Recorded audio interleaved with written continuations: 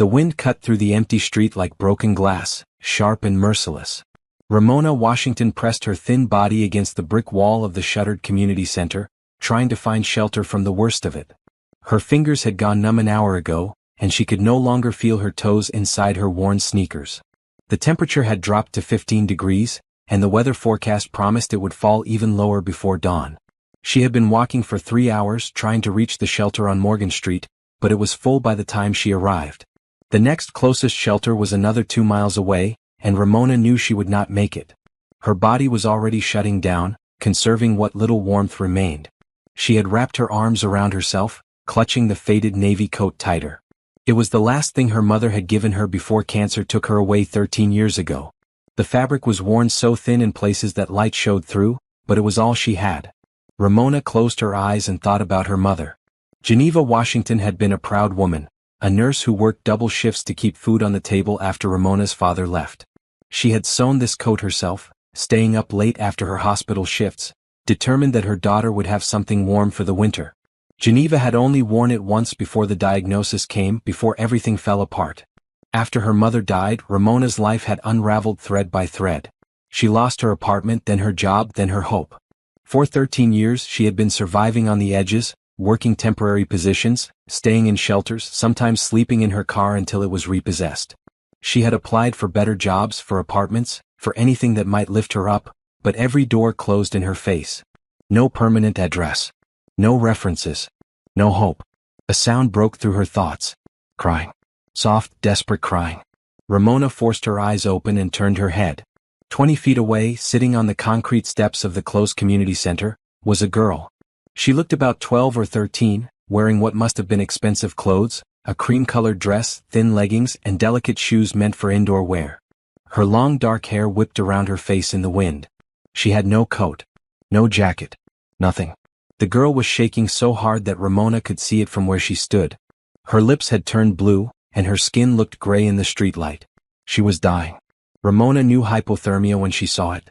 She had seen it in the shelters, in the people who did not make it through the winter.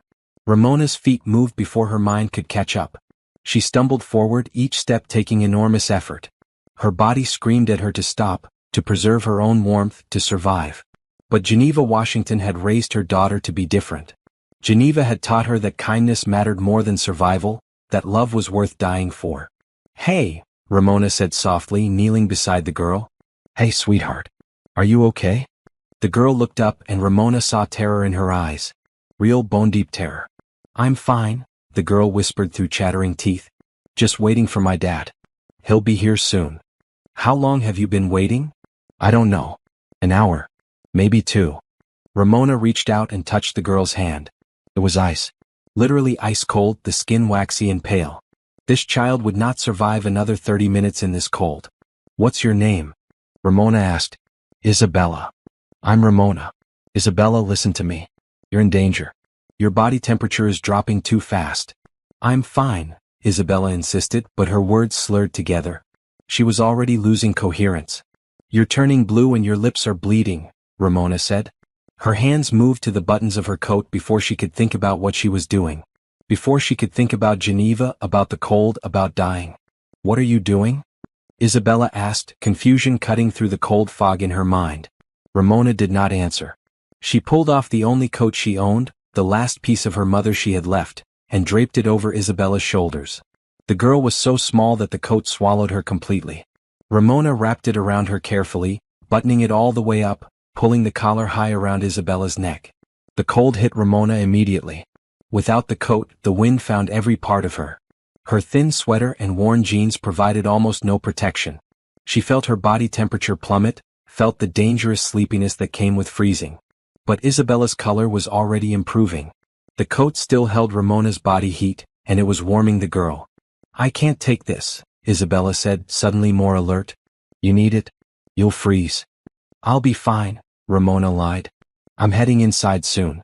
There's a shelter just a few blocks away." That was a lie too. The shelter was miles away and Ramona knew she would not make it. But this child would live. That mattered more. "Please," Isabella said, tears streaming down her face now. "Please take it back." "Keep it," Ramona said firmly. "Your dad will be here soon. You stay right here wrapped up tight. Don't move." Keep your hands inside the coat. Don't take it off no matter what. You hear me? Isabella nodded, fresh tears freezing on her cheeks. What's your father's name? I can call him for you. Vincent Bradford. But I don't have a phone anymore. I dropped it and it broke.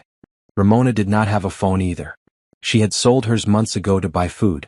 But she could walk to the gas station 3 blocks away and ask to use their phone. I'll call him, Ramona said. What's his number? Isabella recited the number, and Ramona repeated it several times until she had it memorized. Then she stood up, her legs trembling with cold and exhaustion. Don't move, she said again. Stay here. Your father will come. What about you? Isabella asked. Where will you go? I'll be fine, Ramona said. The lie came easier this time, smooth as her mother's voice in her memory. I'll be just fine. She turned and walked away before Isabella could protest again. Each step was harder than the last. The cold was inside her now, settling into her bones, slowing her heart. She made it 1 block, then 2. By the 3rd block, her vision was starting to blur. The gas station appeared ahead of her like a mirage, bright lights and warmth. She stumbled through the door and the clerk looked up in alarm. Ma'am, are you okay? Need to use your phone, Ramona managed. Emergency. Girl freezing. Need to call her father. The clerk grabbed the phone and dialed as Ramona gave him the number. The phone rang 3 times before a man answered. Vincent Bradford. Mr. Bradford, this is Eddie's gas station on 5th and Willow. There's a woman here who says your daughter is freezing outside the community center. Is that right? There was a pause. Then, Isabella? Is she okay? Where is she? She says the girl's at the community center, a few blocks from here. I'm 15 minutes away. Tell that woman to stay there. I'm coming right now. But Ramona was already walking toward the door. She had done what she needed to do. Isabella would be saved. That was enough. Ma'am, wait, the clerk called after her. The man wants to talk to you. Ramona shook her head and pushed back out into the cold. She did not want thanks. She did not want money. She wanted to disappear into the night, to not exist as a burden on anyone else. That was what 13 years of poverty had taught her. To not take up space, to not ask for anything, to not matter. She walked until her legs gave out. She did not know how much time passed. Eventually, she found herself sitting against a dumpster behind a closed restaurant, her back against the cold metal. The shaking had stopped. That was bad, she knew. When you stopped shivering, when the cold felt warm, that meant the end was close. Ramona closed her eyes and thought about her mother. She thought about Isabella, wrapped in Geneva's coat, safe and warm. She thought about kindness, about love, about the choices we make in the darkness. She had chosen love. Even if it cost her everything. She had chosen right. Meanwhile, across the city, Vincent Bradford was driving like a man possessed, his heart hammering in his chest. His phone call with Isabella had been brief and terrifying. She had told him about the woman, about the coat, about being warm now. She had told him to hurry, that the woman had looked sick, that she had walked away without even giving her name. Vincent found Isabella exactly where Ramona had left her, wrapped in a stranger's coat, shivering but alive. He scooped his daughter into his arms and carried her to his car, cranking the heat as high as it would go. Dad, Isabella said through chattering teeth. We have to find her. The woman who gave me her coat. She saved my life. We will, Vincent promised. We'll find her. I promise you that. But as he drove his daughter to the emergency room, Vincent looked out at the freezing city and wondered how anyone could survive a night like this without a coat. He wondered if the woman was still alive. He wondered if he would ever get the chance to thank her. The coat lay in the passenger seat beside Isabella, still warm from a stranger's body, still smelling faintly of lavender and survival. Vincent picked it up carefully, this thin, worn piece of fabric that had saved his daughter's life. The buttons were mismatched. The lining was torn in places. This coat was old, probably older than Isabella herself. Someone had given up everything to save his daughter. Vincent held the coat against his chest and made a silent vow. He would find this woman. No matter how long it took, no matter where she was hiding. He would find her and he would repay this debt. He had no idea how drastically this search would change his life. How this one act of kindness from a stranger would transform everything he thought he knew about love, about family, about what really mattered in this world. The freezing night had changed 2 lives forever. One was just beginning to understand what that meant. Have you ever wondered what you would do if a stranger saved someone you loved? Would you search for them or let them disappear into the night? Subscribe and share your thoughts in the comments below, because this story is just beginning, and you will not believe what happens next. Vincent Bradford had built his fortune through persistence. When other investors walked away from failing companies, he stayed. When problems seemed impossible, he found solutions. When everyone said it could not be done, he proved them wrong. That same determination now drove him to find the woman who had saved his daughter. Isabella spent 3 days in the hospital recovering from hypothermia. The doctors said she had been minutes away from permanent damage, possibly death. The coat had saved her life by maintaining just enough warmth to keep her core temperature from dropping to lethal levels. Every time Vincent looked at that worn navy coat hanging in his daughter's hospital room, he felt his throat tighten. "Tell me again what she looked like," he said to Isabella on the second day. Isabella closed her eyes, remembering. Thin. Really thin, like she had not eaten in a long time. She had short black hair and brown skin. Her face was... Isabella paused, searching for words. Kind. Even though she looked so tired and sick, her face was kind. She had these deep lines around her eyes, but when she smiled at me, they made her look beautiful. How old? I don't know. Maybe 40? She moved like she was older, like everything hurt. What was she wearing besides the coat? A gray sweater with holes in it. Jeans that were too big. Old sneakers. Dad, she gave me everything she had. That coat was all she owned, and she just gave it to me without thinking twice. Vincent had already hired 3 private investigators. He had posted a reward of $100,000 for information leading to the woman's identity. He had put up signs all over the neighborhood where Isabella had been stranded. He had contacted every shelter, every church, every community organization in the city. Nothing. The woman had vanished like smoke. On the 4th day, Vincent stood at the community center where Isabella had waited for him. It had been his fault she was there in the first place. He had been late picking her up from her evening art class, stuck in a meeting that ran long. Isabella had waited inside until the building closed at 7, then waited outside because her phone had broken that morning and she had no way to call him. By the time he arrived, she had been sitting in the freezing cold for 2 hours. If not for that stranger, Vincent would have arrived to find his daughter dead. The guilt ate at him. So did the gratitude.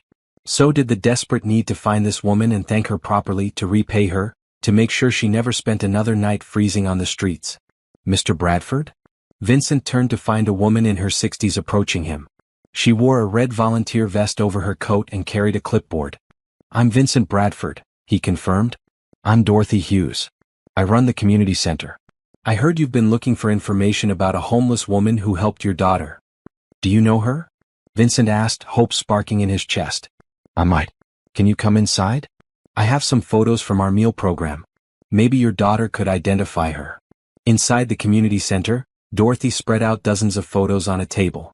They showed people lined up for meals, sitting at tables, talking in groups. Vincent studied each face carefully. "There," Dorothy said, pointing to a photo from 3 weeks ago. "That's her, isn't it?" Vincent stared at the woman in the photo. She sat alone at a table, her hands wrapped around a cup of coffee, her eyes distant. She wore the same navy coat Isabella had described. Even in the photo, Vincent could see how thin she was, how exhausted. But Dorothy was right about something else too. Despite everything, her face held a quiet dignity. "That's her," Vincent whispered. "Who is she?" "Her name is Ramona Washington. She came here for meals sometimes, but not regularly. Very private woman. Never asked for help beyond a warm meal." "Do you know where she lives?" Dorothy shook her head. "She never told anyone. Some of our guests are like that. They don't want to be found. They don't want to be a burden." "She's not a burden," Vincent said sharply. "She saved my daughter's life. I need to find her." "I understand. But Mr. Bradford, you need to understand something too. Women like Ramona, they've learned to be invisible. If she doesn't want to be found, you might never find her." "I have to try." Dorothy studied him for a long moment. "I'll tell you what I can. Ramona was always kind to the other guests here. She would share her food if someone else looked hungry. She would help clean up after meals without being asked. One time, I saw her give her gloves to a man whose hands were frostbitten. She just gave them away and walked out into the cold without them." "That sounds like her," Vincent said quietly. "She worked though. She wasn't unemployed. She mentioned having a night cleaning job somewhere downtown. I don't know where." "Night cleaning job. Downtown." It was not much, but it was something. Vincent thanked Dorothy and left. That evening, he called his head of security. "I need you to check every commercial building in the downtown area," Vincent said. "Find out which ones use night cleaning crews. Get me a list of all the cleaning companies. That could be hundreds of buildings, sir. Then we check hundreds of buildings. It took 2 weeks to compile the list. Another week to start checking the buildings. Vincent went personally to each one, showing Ramona's photo from Dorothy's community center to security guards and building managers. Most had never seen her. A few thought she looked familiar but were not sure. One security guard at a building on Market Street said he thought she worked for Diamond Cleaning Services. But when Vincent contacted the company, they claimed to have no employee matching Ramona's description. Vincent kept searching. Meanwhile, across the city, Ramona was dying by inches. Without her coat, she could not survive the streets. She had managed to find shelter in an abandoned warehouse for a few nights, huddling in a corner with newspapers for warmth. But the police had cleared out the building, forcing everyone to leave. She had spent one night at a shelter, packed in with 50 other women, unable to sleep because of the noise and the fear. The cold had gotten into her lungs. She coughed constantly now, a wet, rattling cough that left her gasping. She knew she had pneumonia. She knew it was getting worse. But she had no health insurance, no money for a doctor, no way to get help without becoming a burden on the system. She kept working her night cleaning job at the Bradford Financial Building downtown, even though every shift felt like swimming through concrete. She worked from 11 at night until 5 in the morning, emptying trash cans, mopping floors, cleaning bathrooms in the city's third tallest skyscraper. The job paid minimum wage and cash under the table because she had no permanent address. The company that employed her specialized in hiring people no one else would touch. Ramona worked in Vincent Bradford's building and had no idea he was the man she had saved Isabella for. She had never met him, never seen his photo. She cleaned the executive offices on the 40th floor while he worked during the day. Their lives were separated by economics and time, existing in the same physical space but never intersecting. Until the night Vincent decided to work late.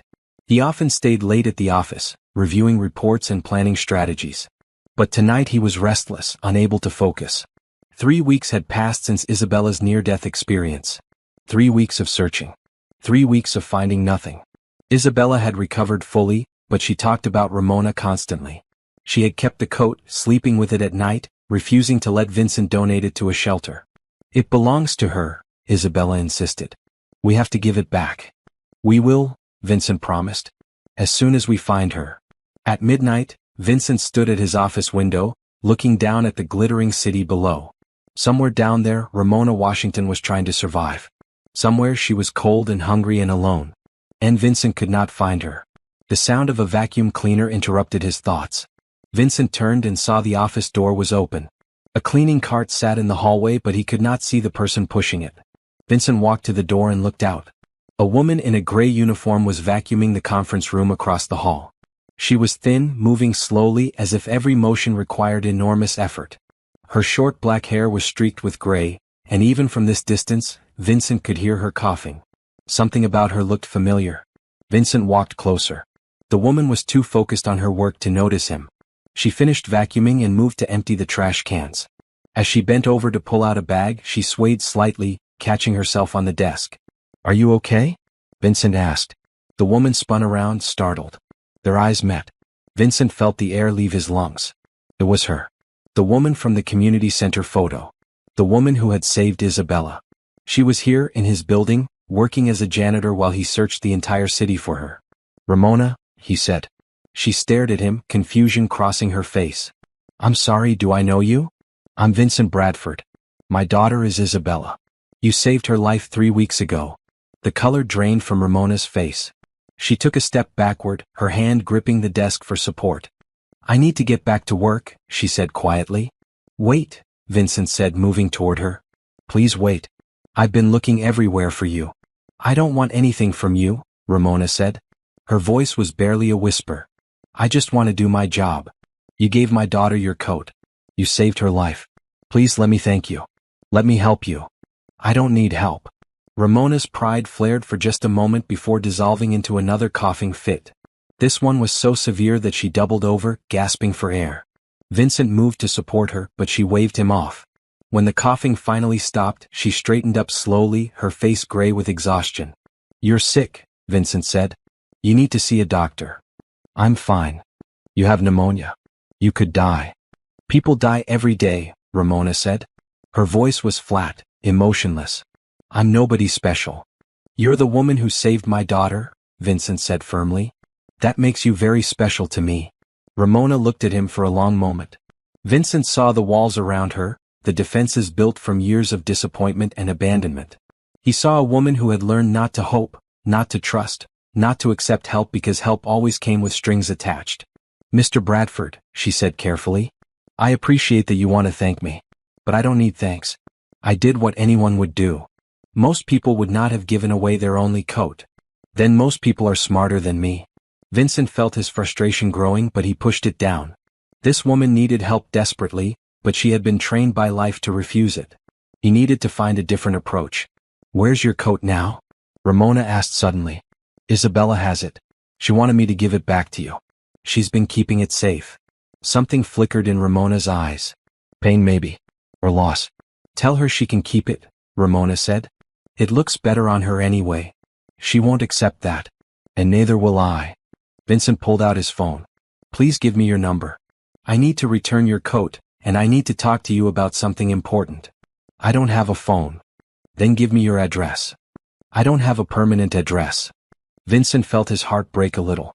Where do you sleep? Different places. Ramona's voice was defensive now. Look, Mr. Bradford, I appreciate the concern, but I'm fine. I have a job. I have places to stay. I'm managing. You're dying, Vincent said bluntly. You have pneumonia, you're severely underweight, and you're working yourself into the ground. That's not managing. That's barely surviving. Survival is enough. It's not enough, Vincent said. Not for the woman who saved my daughter. Not for someone as kind as you. Ramona looked away, and Vincent saw tears gathering in her eyes. She blinked them back furiously. I need to finish my shift, she said. I'm not letting you leave this building tonight, Vincent said. Not until we figure this out. You can't keep me here. Watch me. Vincent pulled out his phone and dialed. Emily, I need you to send a company car to the Bradford Financial Building immediately. And call Dr. Morrison. Tell him I'm bringing someone who needs urgent medical attention. Mr. Bradford, please, Ramona said. Her voice cracked. I can't afford a doctor. I can't afford any of this. You don't have to afford anything, Vincent said gently. I'm paying. And before you argue, remember that you gave my daughter your coat without hesitation. You didn't refuse. You didn't think about yourself. You just gave. Now it's my turn to give, and you're going to accept my help with the same grace you showed when you helped Isabella. Ramona opened her mouth to argue, then closed it again. The fight drained out of her, replaced by exhaustion so profound that she swayed on her feet. Okay, she whispered. Okay. Vincent caught her as her legs buckled. She was so light in his arms, fragile as glass. He carried her to his office and settled her on the couch, wrapping his suit jacket around her shoulders. She did not protest. She just closed her eyes and let the warmth seep into her bones. When the car arrived 10 minutes later, Ramona was asleep. Vincent carried her down to the waiting vehicle and held her hand during the entire drive to the emergency room. He called Isabella from the car. Dad? What's wrong? I found her, Vincent said. I found Ramona. He heard Isabella's sharp intake of breath. Is she okay? She's sick. But she's going to be okay now. I promise you that. As the car pulled up to the hospital entrance, Vincent looked down at the sleeping woman in his arms. She had saved his daughter by giving away everything she owned. Now it was his turn to save her. And unlike Ramona, Vincent had the resources to do it properly. The freezing night 3 weeks ago had brought them together. Tonight would change everything that came after. Ramona woke to brightness. Pure, clean, almost painful brightness. For a moment, she could not remember where she was or how she had gotten there. Then the memories came flooding back. The office. Vincent Bradford. Collapsing. Being carried. She sat up quickly, then immediately regretted it as the room spun. A gentle hand pressed against her shoulder. Easy, a woman's voice said. You've been very sick. You need to rest. Ramona blinked until her vision cleared. She was in a hospital room, lying in a proper bed with clean white sheets. And 4 drip ran into her arm. A nurse in blue scrubs smiled at her from a chair beside the bed. Where am I? Ramona asked. Her voice was hoarse. Metropolitan Hospital. Mr. Bradford brought you in last night. You've been asleep for almost 12 hours. Last night? Ramona tried to process this. What time is it? 2 in the afternoon. You have pneumonia, dehydration, and malnutrition. The doctor wants to keep you here for at least 3 more days. I can't afford this. Mr. Bradford is handling all expenses. The nurse checked the four-bag. He's been calling every hour to check on you. He and his daughter are outside right now. Would you like to see them? Before Ramona could answer, there was a knock at the door. Vincent appeared in the doorway, and beside him stood a young girl with long dark hair and bright eyes. Isabella. You're awake, Isabella said, her whole face lighting up. She rushed to the bedside before Vincent could stop her. Are you okay? They said you've been really sick. Ramona stared at the girl.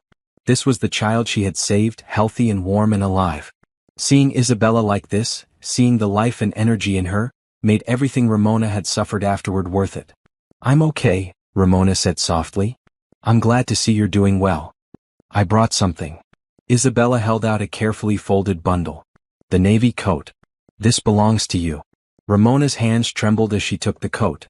It had been cleaned and repaired. The torn lining was mended. The buttons had been replaced with matching ones. It looked better than it had in years, better than when her mother first made it. You fixed it, Ramona whispered. I wanted it to be perfect when I gave it back, Isabella said.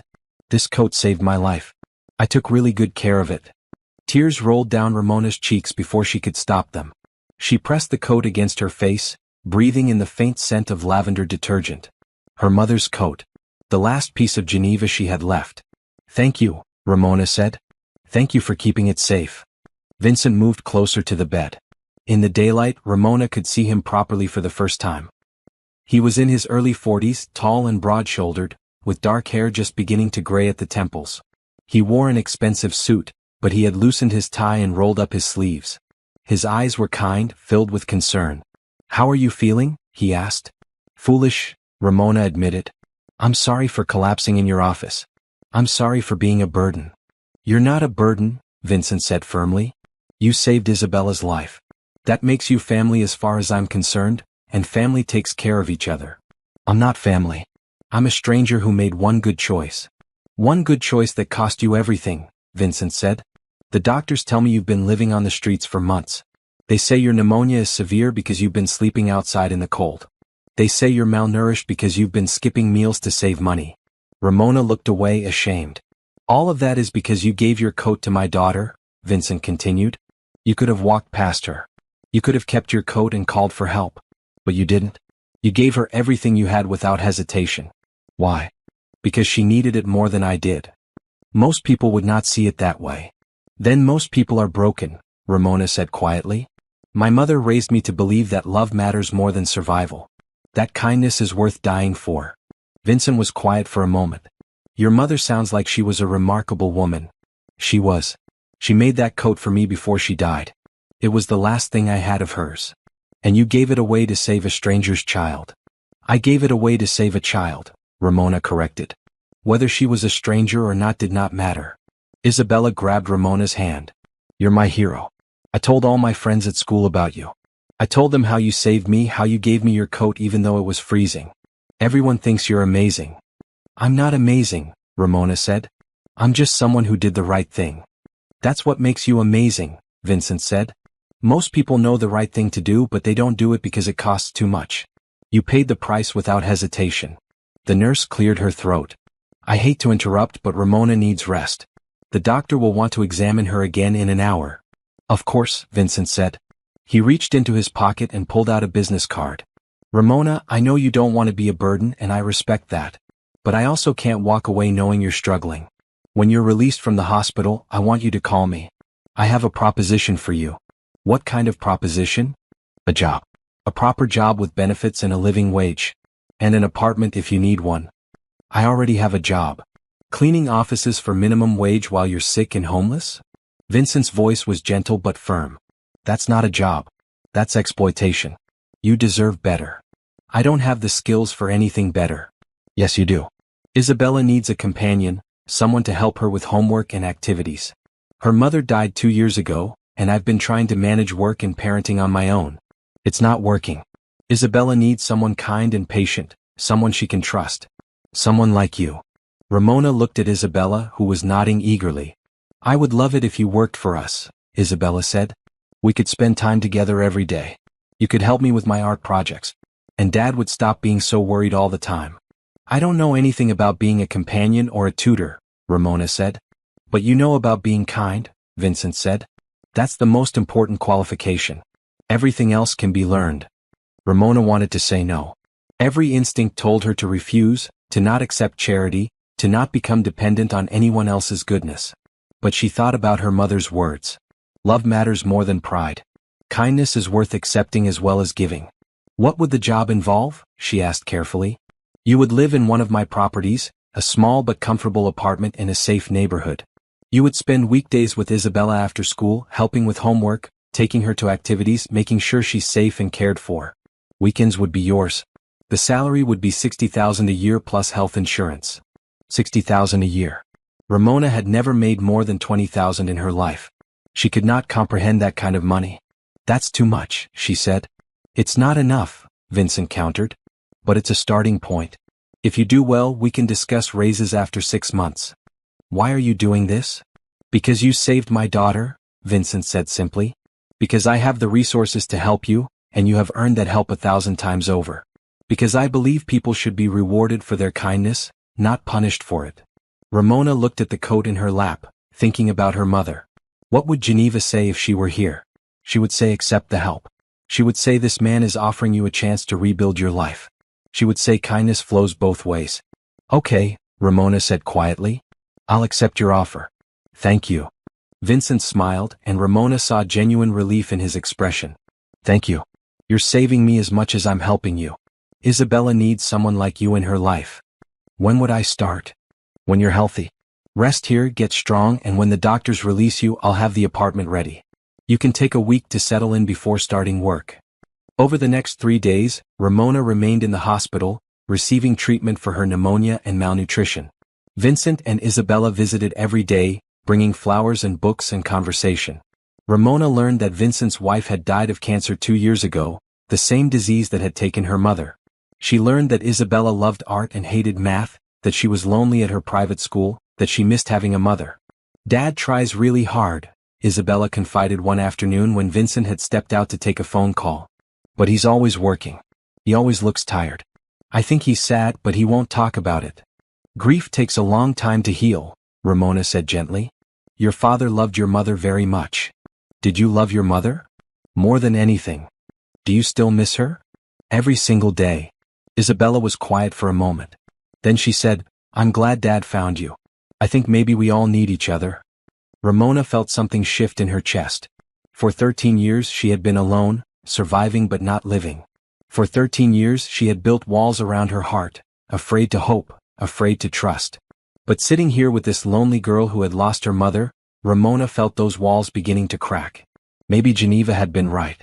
Maybe kindness did lead somewhere. Maybe love was worth the risk. On the 4th day, the doctor released Ramona from the hospital. Vincent was waiting in the lobby with a car. He drove her across the city to a neighborhood Ramona had never seen before, a quiet street lined with trees and brick buildings. He parked in front of a 3-story building with a bright red door. This is it, Vincent said. Your new home. He led her up to the 2nd floor and opened the door to apartment 2B. Ramona stepped inside and stopped, unable to move, unable to breathe. The apartment was beautiful. A living room with large windows letting in afternoon sunlight. A small kitchen with new appliances and a table for 2. A bedroom with a real bed, a dresser and a closet. A bathroom with a clean shower and fluffy towels. It's furnished, Vincent said, but you can change anything you want. Make it yours. Ramona walked slowly through the space, touching the furniture, the walls, the windows. This was real. This was hers. She had a home. In the bedroom she found clothes hanging in the closet. Simple, practical clothes in bright colors. A red sweater. A blue dress. A green jacket. Everything in her size. Isabella picked most of those out, Vincent said from the doorway. She wanted you to have nice things. Ramona turned to face him, tears streaming down her face. Why are you being so kind to me? Because you were kind to us first, Vincent said. Because kindness should be repaid with kindness. Because you deserve this, Ramona. You deserve so much more than this, honestly, but it's a start. Ramona wiped her eyes. I don't know how to thank you. Just be happy, Vincent said. Just take care of Isabella and be happy. That's all the thanks I need. He handed her a key. Take a week to settle in. Rest. Get strong. I've stocked the refrigerator and pantry. If you need anything at all, call me. My number is programmed into that phone on the counter. Ramona looked at the phone sitting on the kitchen counter. Her own phone. Her own apartment. Her own chance at a real life. I'll do my best, she promised. I won't let you down. I know you won't, Vincent said. He smiled, and for the first time, Ramona saw beyond the expensive suit and the corporate success. She saw a man who had lost his wife, a father trying to raise a daughter alone, a person who understood loss and loneliness. Maybe they did need each other after all. The first night in her new apartment, Ramona could not sleep. Not because the bed was uncomfortable, it was the most comfortable bed she had slept in since before her mother died, but because she kept waiting for something to go wrong. She kept expecting someone to knock on the door and tell her there had been a mistake, that she had to leave, that she did not deserve this. But morning came and the apartment was still there. The bed, the kitchen, the sunlight streaming through the windows. All of it real. Ramona spent her first week doing simple things she had not been able to do in years. She took long hot showers. She cooked meals in her own kitchen. She walked to the nearby grocery store and bought fresh fruit. She sat by the window and watched people pass by on the street below, feeling safe for the first time in over a decade. The clothes Isabella had picked out fit perfectly. Ramona found herself reaching for the bright colors, the red sweater and blue dress, instead of the gray and black she had worn for years. Looking in the mirror, she barely recognized herself. With regular meals and rest, her face had filled out slightly. The hollow look in her eyes was fading. She looked alive. On the 7th day, Vincent called. "How are you feeling?" he asked. "Better. Much better." Ramona paused. "Thank you for giving me this time. I needed it." "I know. Are you ready to start work tomorrow?" "Yes." Ramona felt nervous but also excited. "What time should I arrive?" "I'll pick you up at 2:30. Isabella gets out of school at 3 and I thought you could come with me to get her. That way you can see her routine." The next afternoon, Ramona wore the blue dress and her mother's coat, which she had carefully hung in her closet. She waited outside her building, and at exactly 2:30 Vincent's car pulled up. He got out to open the door for her, dressed more casually today in slacks and a sweater. "You look well," he said. "Much healthier." "I feel human again," Ramona admitted. They drove to Isabella's school, a private academy with manicured lawns and brick buildings. Vincent explained that Isabella had been struggling since her mother's death. Her grades had dropped. She had withdrawn from her friends. The school counselor was concerned. "She needs stability," Vincent said. "She needs someone who's consistently there, who cares about her. I do my best, but I travel for work. I have late meetings. I can't always be there when she needs me." "I'll be there," Ramona promised. Isabella burst out of the school at 3 o'clock, her backpack bouncing. When she saw Ramona in the car, her whole face lit up. "You're here," Isabella said, sliding into the back seat. "You're really here." "I'm here," Ramona confirmed. "Your dad thought I could help with homework today." "I have so much math homework," Isabella groaned. "I hate math." "We'll figure it out together," Ramona said. Vincent drove them to his house, a large modern home in an upscale neighborhood. Inside, everything was clean and expensive and somehow empty. Ramona could see the absent presence of Isabella's mother in the gaps. The photo frames with no photos, the empty vase that should hold flowers, the silence that should be filled with a woman's laughter. They settled at the kitchen table and Isabella pulled out her math workbook. Ramona had not done algebra in 20 years, but she worked through each problem with Isabella, breaking down the concepts into simpler pieces. Isabella was smart, Ramona realized. She just needed someone patient to explain things in a way that made sense. After homework, they made snacks together in the kitchen. Isabella talked about her art class, her friends, her favorite books. She talked about her mother too, small memories that slipped out naturally. Vincent worked in his home office but checked on them every hour, always finding an excuse to walk through the kitchen. By the time Ramona left at 7 o'clock, Isabella was begging her to come back tomorrow. "I will," Ramona promised. "Every day after school. We'll have plenty of time together." In the car on the way back to her apartment, Vincent said, "She's already happier. I can see it. She's a wonderful girl. You've done a great job raising her." "I've done an adequate job surviving," Vincent corrected. "There's a difference. You're the first person in 2 years who's made her smile like that." Over the next month, Ramona settled into her new life. She arrived at Vincent's house every afternoon at 3, helped Isabella with homework, took her to activities, made dinner with her. On Fridays, she took Isabella to her art class and waited in the car, watching through the window as the girl painted with pure joy on her face. Ramona also got to know Vincent better. He often joined them for dinner, and the three of them would sit at the kitchen table talking about their days. Vincent told stories about his work, the challenges of running a company, the stress of constant decisions. Ramona shared memories of her mother, of the years before poverty, of the life she used to have. One evening, 6 weeks after Ramona started working, Vincent asked her to stay after Isabella went to bed. "I wanted to talk to you about something," he said. They sat in the living room, the space feeling less empty than it had a month ago. Ramona had suggested adding some plants, and now green leaves softened the stark corners. "Is something wrong?" Ramona asked. "No.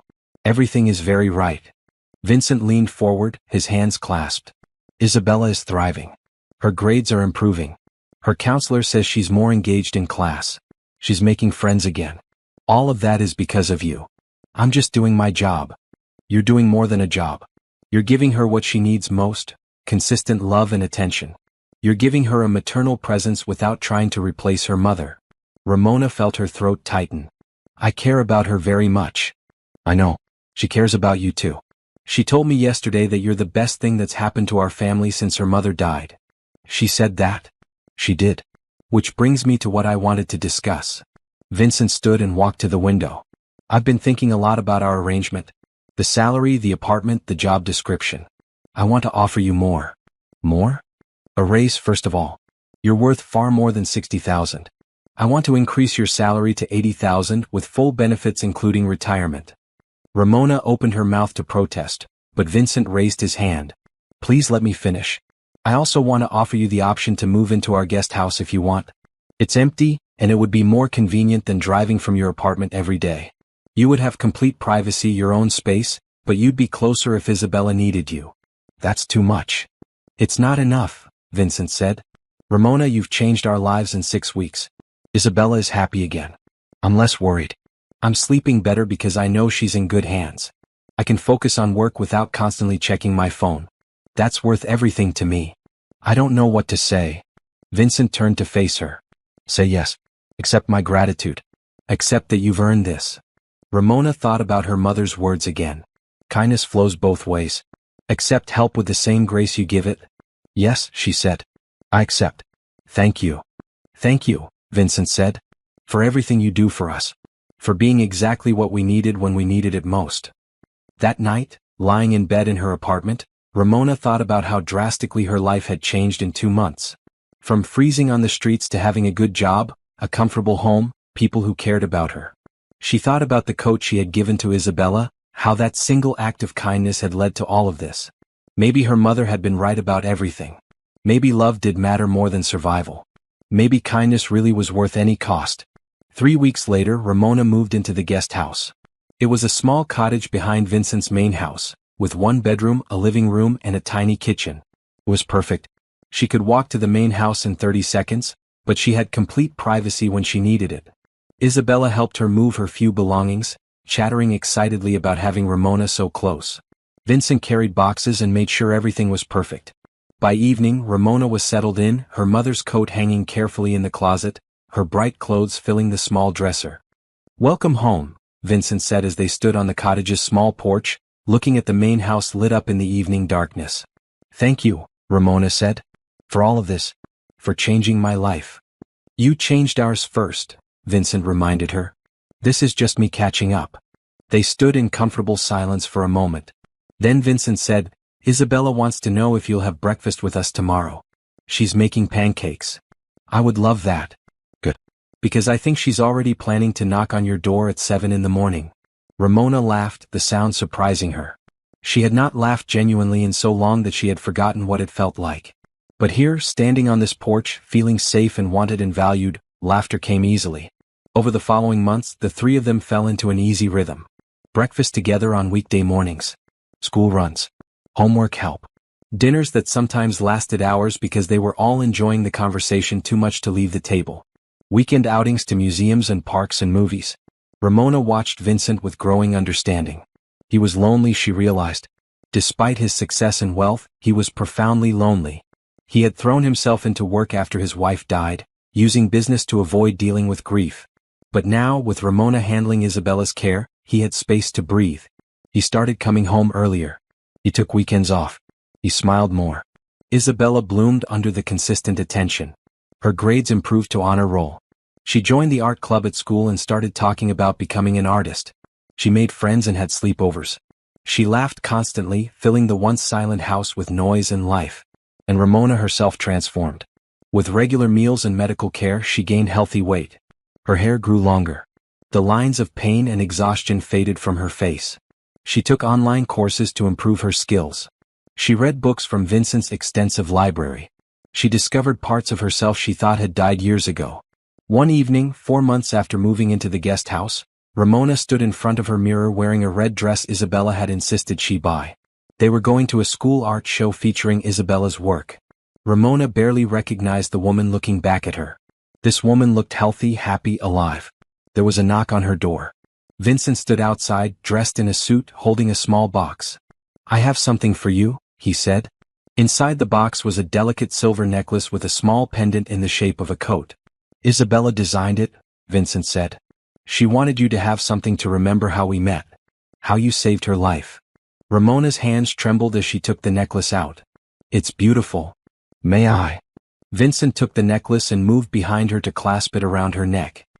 His fingers brushed against her skin, and Ramona felt something shift between them, something that had been growing quietly for months. "There," Vincent said softly. He met her eyes in the mirror. "Perfect." They stood like that for a moment, his hands still resting lightly on her shoulders, both of them aware that something had changed, that they were standing at the edge of something new and frightening and possible. "We should go," Ramona said quietly. "Isabella will be waiting." "Yes," Vincent agreed, but neither of them moved. Finally, Ramona stepped forward, breaking the spell. They walked to the car in silence, but it was a different kind of silence now. Charged. Full of unspoken possibilities. At the art show, Isabella's paintings were displayed proudly. There were landscapes and still lives and portraits. But the centerpiece was a large painting of a woman in a navy coat, standing in the snow, her arms outstretched. The title card read, "The Coat Giver." "I painted you," Isabella said to Ramona. "The way I remember you that night. Like an angel." Ramona stood in front of the painting, tears streaming down her face. This was how Isabella saw her. Not as a homeless woman. Not as someone to be pitied. But as a hero. As someone worth remembering, worth honoring. Vincent stood beside her, his hand finding hers. "She's right, you know. That's exactly what you were that night. An angel." Ramona squeezed his hand, unable to speak. The three of them stood together in front of the painting, a makeshift family built from tragedy and kindness, holding onto each other in the warm light of the gallery. Outside, snow had started to fall, soft and gentle, nothing like the brutal cold of that night months ago. But Ramona was not cold anymore. She was warm and safe and loved. Her mother would have been so proud. Before we continue to the next chapter, I have to ask, what would you do if you could change someone's entire life with one simple choice? Would you have the courage to give everything you had to save a stranger? If this story is touching your heart, please subscribe and share your thoughts in the comments. Your engagement helps these stories of kindness and hope reach more people who need them. Let's spread more love in this world together. Winter gave way to spring, and with it came changes that none of them had anticipated. The art show had been a turning point. After that night, standing together in front of Isabella's painting, something had shifted in their relationship. They were no longer just employer and employee or even just friends. They had become something deeper, something none of them had words for yet. Ramona noticed the changes first. Vincent lingered at breakfast, asking about her night, her dreams, her plans for the day. He found excuses to stop by the guest house, bringing her books he thought she would enjoy, asking her opinion on business decisions. His eyes followed her when she moved through rooms, not with possession but with wonder, as if he could not quite believe she was real. Isabella noticed too. "Dad smiles all the time now," she told Ramona one afternoon while they made cookies together. "He used to only smile when he had to for business meetings and stuff. But now he smiles because he's happy." "That's good," Ramona said carefully. "It's because of you," Isabella said matter-of-factly. She was 12 now, but sometimes she seemed much older, wise beyond her years. "He likes you. Like really likes you." Ramona felt her cheeks warm. "Your father and I are friends. Friends don't look at each other the way you two do." Isabella rolled out cookie dough with determination. "Mom used to say that love shows in small actions, not big declarations. Dad brings you coffee every morning exactly how you like it. You make his favorite meals without him asking. Those are love actions." Isabella? I'm just saying if you guys wanted to date or something I would be okay with it. More than okay actually. I think it would be great. Ramona set down her own rolling pin. Your mother hasn't even been gone 3 years yet. Don't you think it's too soon? Isabella was quiet for a moment, thinking carefully. Mom told me something before she died. She made me promise not to tell Dad until the right time. She said that if she didn't make it, she wanted Dad to find love again. She said he was too good to be alone, that he had too much love to give. She made me promise that when he found someone good, I would tell him it was okay. Ramona felt tears prick her eyes. She said that? Yeah. She loved Dad so much that she wanted him to be happy even after she was gone. That's real love, right? Wanting the other person to be happy even if you're not there. Yes, Ramona whispered. That's real love. So if Dad likes you and you like Dad and I like both of you, then what's the problem? Isabella's logic was simple and direct. You make each other happy. Isn't that what matters? That conversation stayed with Ramona for days. She found herself watching Vincent differently, seeing him not just as her employer or friend, but as a man.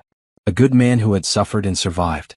A man who carried his grief with dignity, who loved his daughter fiercely, who had shown Ramona more kindness than anyone since her mother died. She thought about her own feelings, which had been growing quietly for months. The way her heart jumped when she heard his car in the driveway. The way she listened for his footsteps, his voice. The way she had started dressing more carefully, wearing the bright colors Isabella had picked out, wanting to look nice for him even though she told herself it did not matter. Love was love.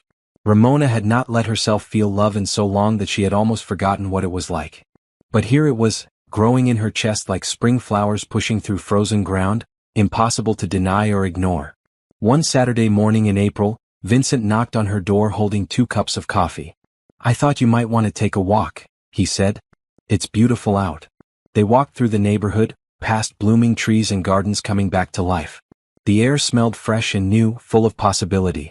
They did not talk much at first, just enjoyed the morning and each other's company. Finally Vincent said, Isabella told me about your conversation. About her mother's wishes. Ramona felt her stomach tighten. I hope that was okay. She wanted to share it. It was okay. Vincent stopped walking and turned to face her. Ramona, I need to be honest with you about something. What? I have feelings for you. Feelings that go beyond friendship or gratitude. I've been trying to ignore them, trying to convince myself they're not real or that it's too soon or that I'm being foolish. But I can't ignore them anymore. Ramona's heart was hammering. Vincent, I know this is complicated. You work for me. You live on my property.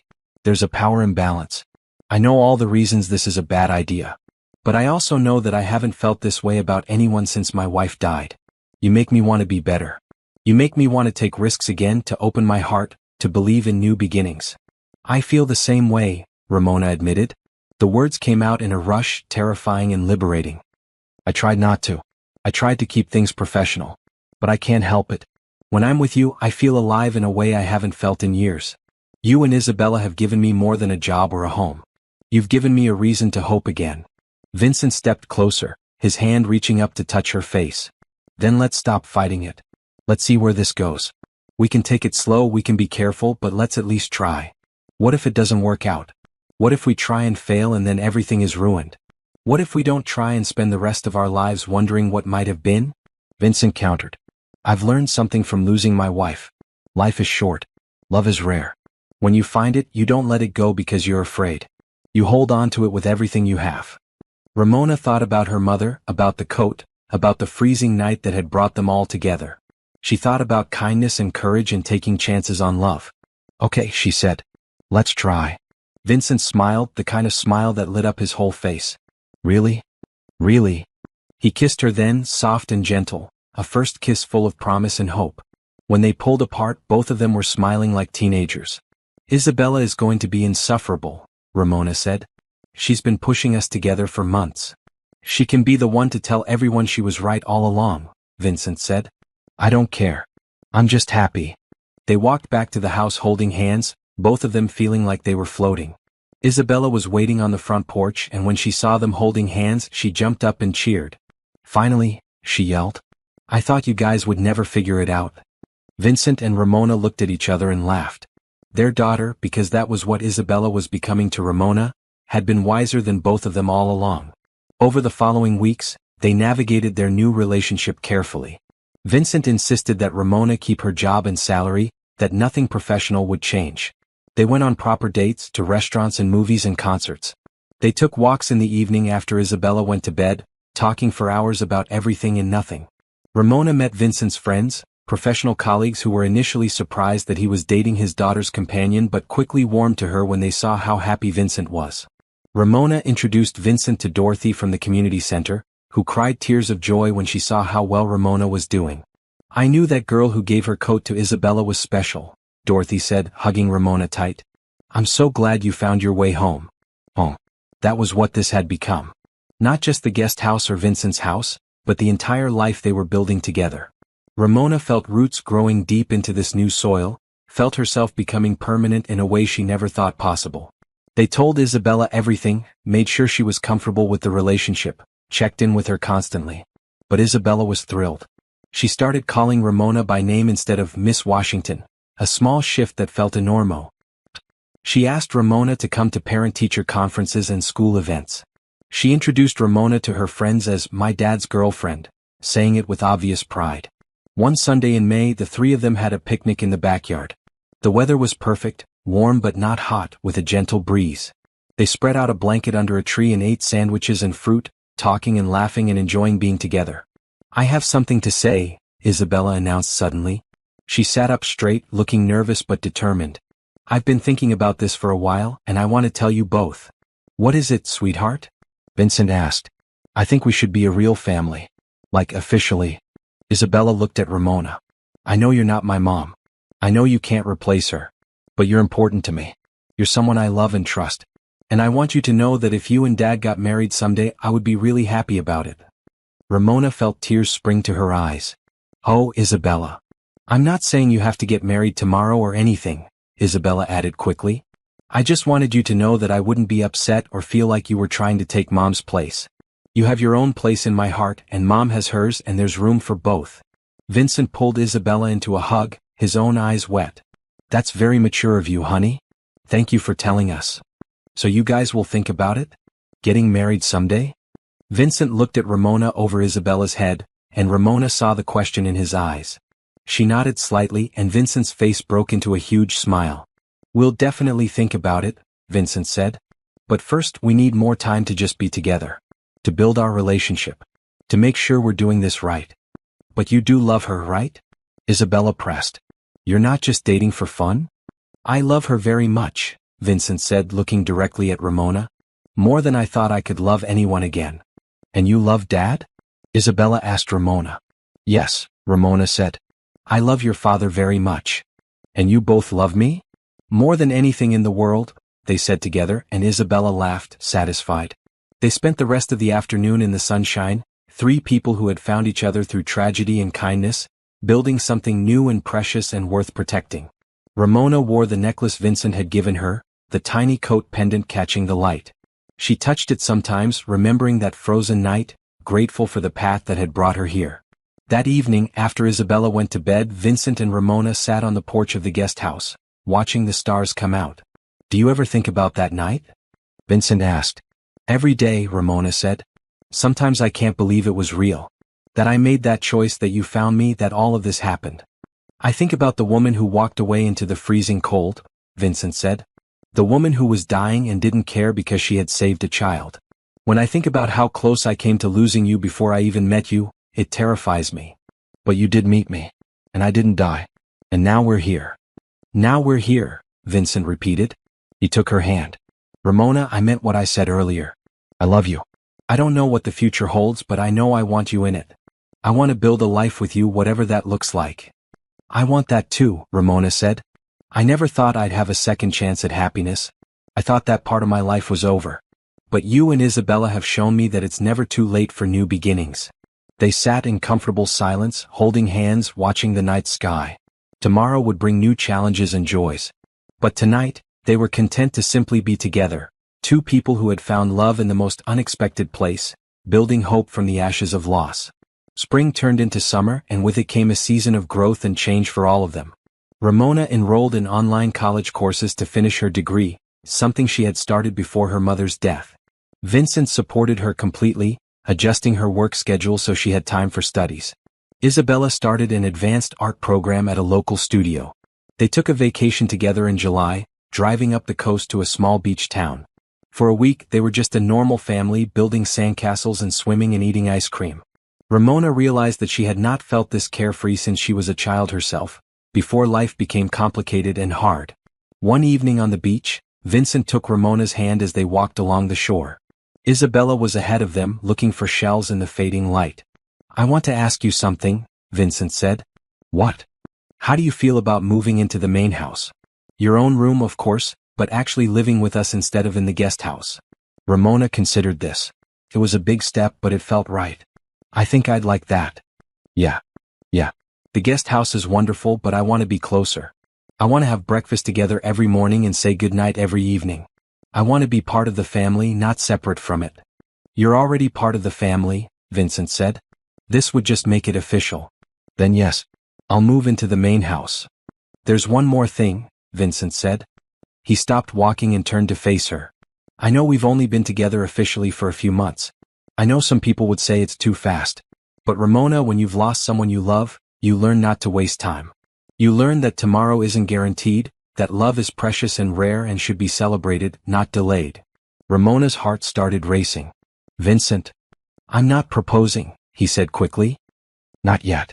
But I want you to know that I'm thinking about it, that I see a future with you, that when I imagine the rest of my life, you're in every picture." Ramona felt tears roll down her cheeks. "I see you in my future too. You and Isabella. This family we're building." "Good," Vincent said. "Then we're on the same page." They stood on the beach as the sun set, holding each other, while Isabella ran up with a perfect shell she wanted to show them. In that moment, surrounded by the people she loved, Ramona understood something profound. The coat she had given away that freezing night had been worth everything. Not because of what she had received in return, but because love was always worth the sacrifice. Kindness always mattered. Hope was always justified. Her mother had been right about all of it. August brought heat and long lazy days. Ramona moved into the main house as planned, taking a bedroom on the second floor that overlooked the garden. She decorated it herself, choosing soft blues and greens, hanging her mother's coat in the closet like a treasured relic. This room was hers, her sanctuary, but she spent most of her time in the common areas with Vincent and Isabella. Living together full-time changed things in subtle ways. Ramona saw Vincent first thing every morning, sleep-tousled and casual. She saw him stressed after difficult work calls, vulnerable in ways he rarely showed the outside world. She saw him as a father, patient and loving with Isabella even when he was exhausted. She saw him as a man with flaws and fears and moments of doubt. And somehow, seeing all of that made her love him more. Vincent saw Ramona in her real moments too. He saw her studying late into the night for her college courses, determined to finish her degree. He saw her gentle patience with Isabella. He saw her generosity with others, always thinking of ways to help people who were struggling the way she once had. He saw her strength, the quiet resilience that had kept her alive through years of poverty and loss. They fell into easy routines. Morning coffee on the patio. Evening walks around the neighborhood. Lazy Sunday mornings reading the paper together while Isabella made breakfast. Small touches throughout the day, a hand on a shoulder, fingers brushing as they passed in hallways, goodnight hugs that lasted just a bit longer than necessary. Isabella watched them with obvious satisfaction. "You guys are disgusting," she would say with mock annoyance when they held hands at dinner. But her smile always gave away how happy she really was. One evening in late August, Dorothy from the community center came to dinner. Ramona had stayed in touch with her, visiting the center once a month to volunteer. Dorothy had become a friend, a connection to Ramona's past that kept her grounded in gratitude. "Look at you," Dorothy said when she arrived, taking in the beautiful house, the happy family, Ramona's healthy glow. "You're living proof that kindness pays back." During dinner, Dorothy told them about the center's struggles. Funding had been cut, and they were in danger of losing their meal program. Hundreds of people depended on that program for daily food.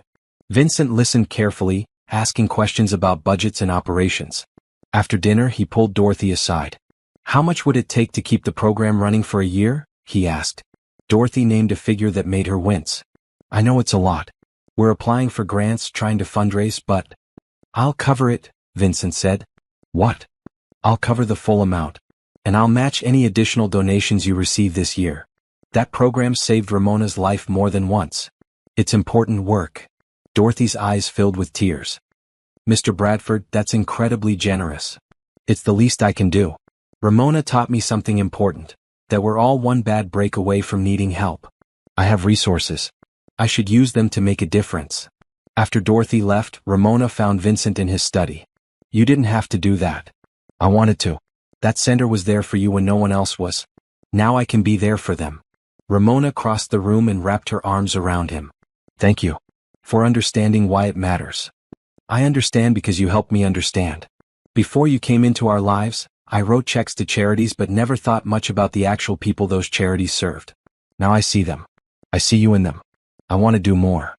They stood like that for a long time, holding each other in the quiet study. Outside, the summer evening faded into night, stars beginning to appear in the darkening sky. I have an idea, Ramona said suddenly. What if we started our own program? To help women, specifically women like I was, who are trying to rebuild their lives. Vincent pulled back to look at her. Tell me more. We could provide temporary housing, job training, support services. Help them get back on their feet. Give them the kind of chance you gave me. I love it, Vincent said. We could use one of my properties, the apartment building on 7th Street. It's half empty right now. They stayed up late that night, planning and dreaming. Isabella joined them, contributing her own ideas. They decided to call it Geneva House, after Ramona's mother, and focus on helping homeless women with children. They would provide not just housing but life skills, resume building, interview coaching, childcare support. We could hire graduates of the program to staff it, Ramona suggested. Give them meaningful employment while helping others. We'll need a director, Vincent said. Someone who understands the challenges these women face. I could do it, Ramona said quietly. I mean, eventually, once I finish my degree, I could run it. Vincent looked at her with such pride and love that Ramona felt her heart swell. You would be perfect. They spent the next 2 months getting Geneva House ready. Vincent handled the finances and legal work. Ramona designed the programs, drawing from her own experience to create something truly helpful rather than just charity. Isabella painted murals in the common areas, bright scenes of hope and new beginnings. Geneva House opened in October with room for 15 women and their children. The first resident was a young mother named Crystal who had been living in her car with her 2-year-old daughter. Watching Crystal's face when she saw her new apartment, seeing the hope bloom in her eyes, Ramona understood that this was her purpose.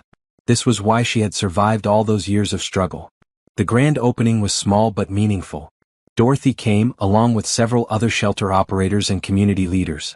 Vincent made a brief speech about the importance of giving people second chances. But it was Ramona who cut the ribbon, standing in front of Geneva House with tears streaming down her face. My mother taught me that love matters more than anything else, Ramona said to the small crowd. That kindness is never wasted even when it costs us everything. This house is proof that she was right. One act of kindness on a freezing night led to all of this. Let it be a reminder that we never know how far our compassion will reach. Isabella stood beside her, holding the painting she had made of Ramona giving away the coat. They hung it in the lobby of Geneva House, a reminder to every woman who came through the doors that their circumstances did not define them, that change was possible, that hope was always justified. That evening, the three of them celebrated with a quiet dinner at home. They toasted to Geneva, to second chances, to the family they had become. I'm so proud of you, Vincent told Ramona. Of everything you've accomplished, everything you're doing to help others.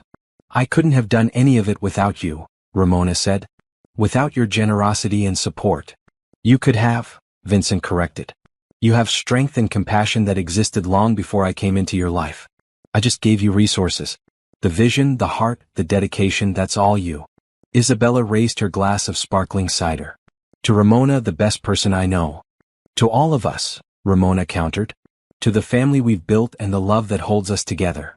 They clinked glasses, three people bound by affection and shared purpose, celebrating not just Geneva House but the journey that had brought them here.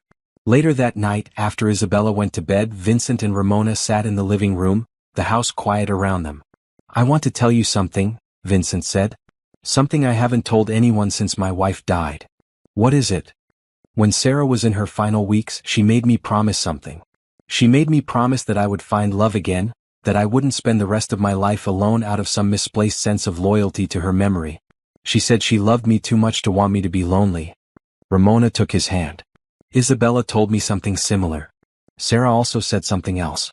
She said I would know when I found the right person because they would make me want to be better, not just for myself but for the world. She said the right person would challenge me and comfort me in equal measure. And? Vincent looked at her with such openness, such vulnerability, that Ramona's breath caught. You're that person, Ramona. You make me want to be better every single day. You've opened my eyes to things I was blind to. You've taught me that wealth means nothing if you don't use it to help others.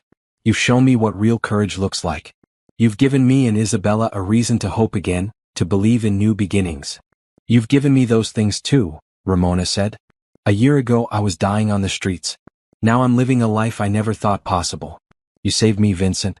You and Isabella saved me just as surely as I saved her that night.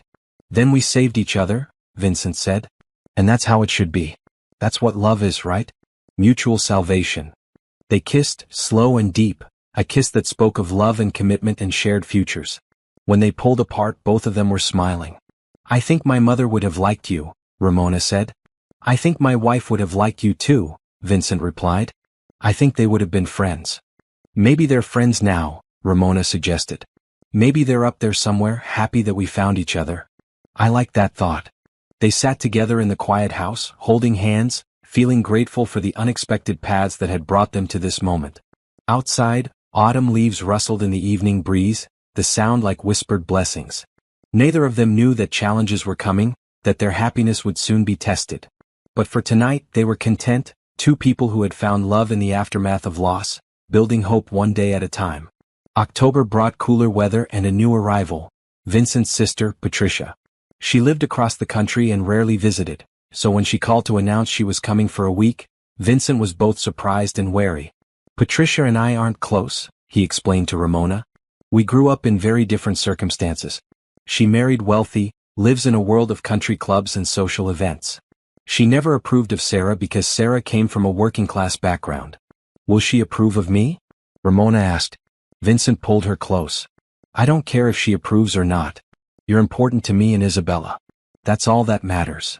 But despite his brave words, Ramona could see Vincent was worried.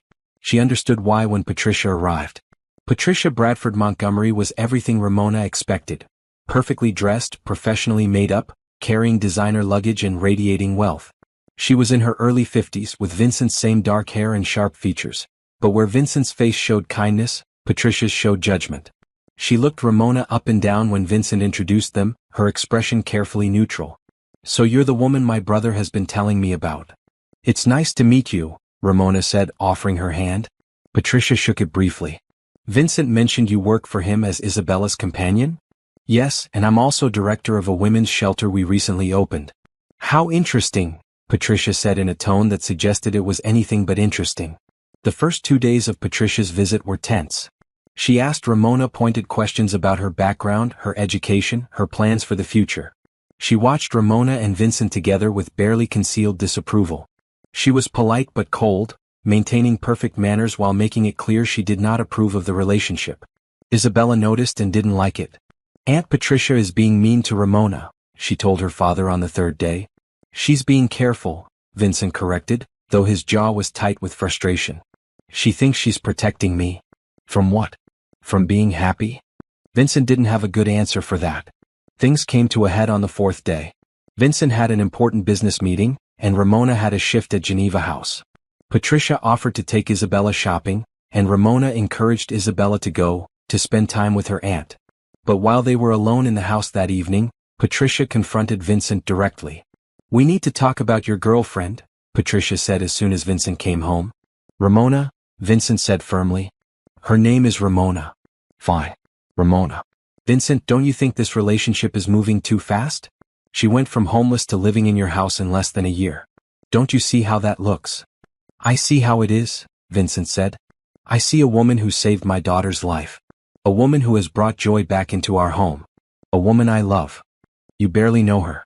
How can you be sure she's not after your money? Because I know her character.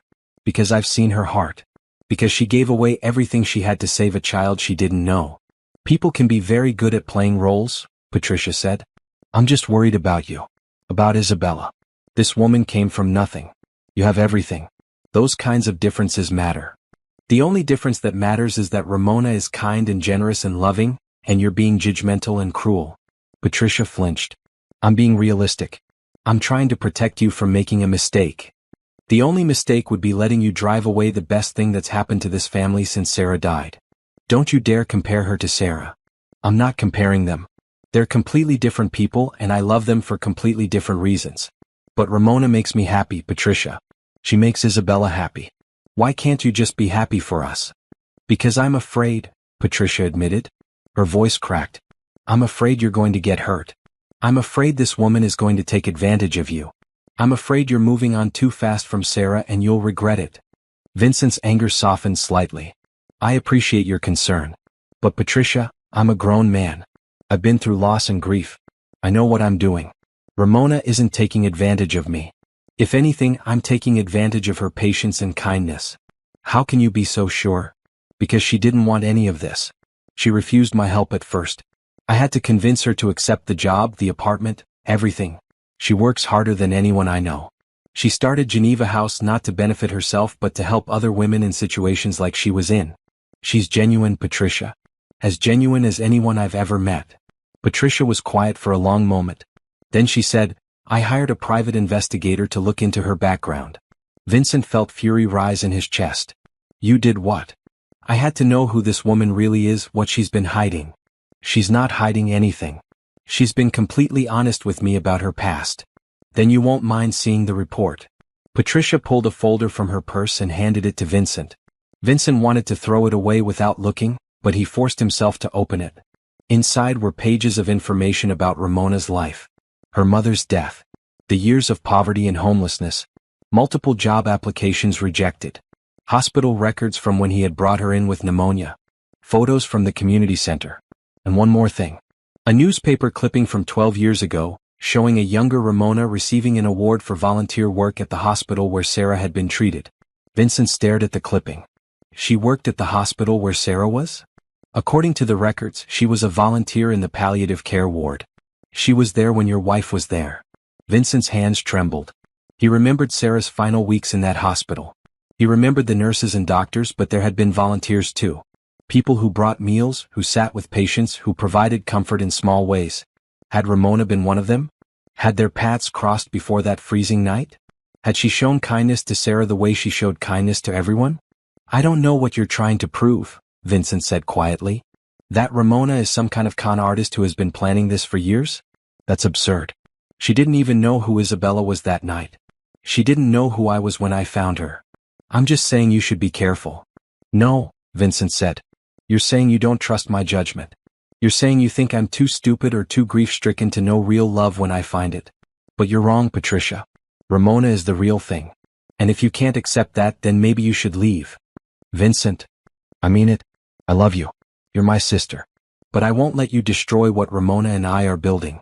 Either you accept her and treat her with respect, or you need to go home. Patricia stood up, her face flushed. I'm trying to protect you. I don't need protection.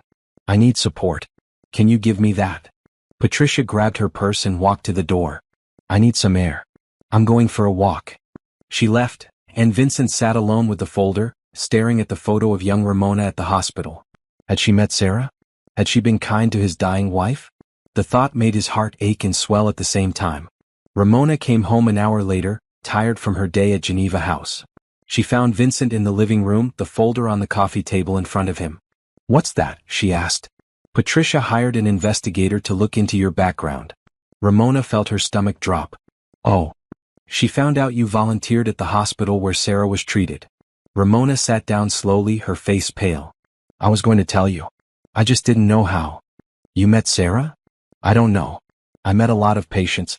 It was 12 years ago, before I lost my mother, before my life fell apart. I volunteered 1 day a week, bringing meals and sitting with people who didn't have visitors. But I didn't keep records of names. I don't remember everyone I met. But you might have met her. You might have been kind to her. Yes, Ramona whispered. I might have. Vincent stood up and pulled her into his arms. Then you've been saving my family for longer than I realized. Don't you see? Even before that night with Isabella, even before I knew your name, you were there, showing kindness to the people I love. Ramona started crying, great shaking sobs that came from somewhere deep inside. I should have told you. I realized it a few months ago when I saw a photo of your wife. I thought she looked familiar and then I remembered the hospital. But I didn't know how to bring it up. I didn't want you to think I was trying to manipulate your emotions. I don't think that. I think it's proof that you're exactly who I always knew you were. Someone who gives without expecting anything in return. Someone who shows up for people in their darkest moments. They held each other for a long time. When Ramona finally pulled back, her eyes were red but clear. What did Patricia say? She thinks I'm making a mistake. She thinks you're taking advantage of me.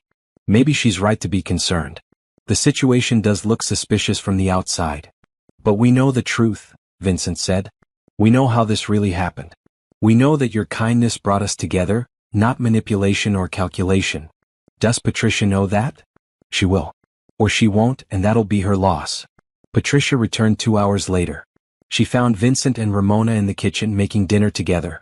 They moved around each other easily, a dance of familiarity and affection. Patricia watched them for a moment before speaking. I owe you an apology, she said to Ramona. Ramona turned, surprised. I was worried about my brother, Patricia continued. I was trying to protect him. But I see now that he doesn't need protection from you. He needs you, period. Thank you, Ramona said quietly. I also want to apologize for the investigation. It was invasive and wrong. I had no right. You were looking out for family. I understand that. Patricia smiled slightly. You're very gracious. More gracious than I deserve. She paused. I'd like to start over if that's okay. Get to know you properly instead of looking for problems. I'd like that. They shook hands, a real handshake this time, one that felt like a beginning instead of an ending. Over the next 3 days, Patricia made a genuine effort. She asked Ramona about Geneva House and seemed genuinely impressed by the work they were doing. She helped Isabella with an art project. She apologized to Vincent for overstepping. On her last night, Patricia pulled Ramona aside. I want you to know something, Patricia said. When I was going through the investigation files, I found something I didn't show Vincent. A note you wrote to a patient in the hospital, someone in palliative care. The note said, you are not alone. You are loved. Your life has mattered. Ramona remembered writing notes like that for patients, small encouragements left on their meal trays. That patient was Sarah, Patricia said. I checked the dates. You wrote that note to Vincent's wife 3 days before she died. She probably read those words in her final days. Your kindness touched my sister-in-law's life even then. Ramona felt tears well up. I'm glad I could give her some comfort. You gave her more than comfort. You gave her words she needed to hear. And now you're giving Vincent and Isabella the love and hope they need. You're a gift to this family, Ramona. I'm sorry it took me so long to see that. Thank you, Ramona whispered. That means a lot.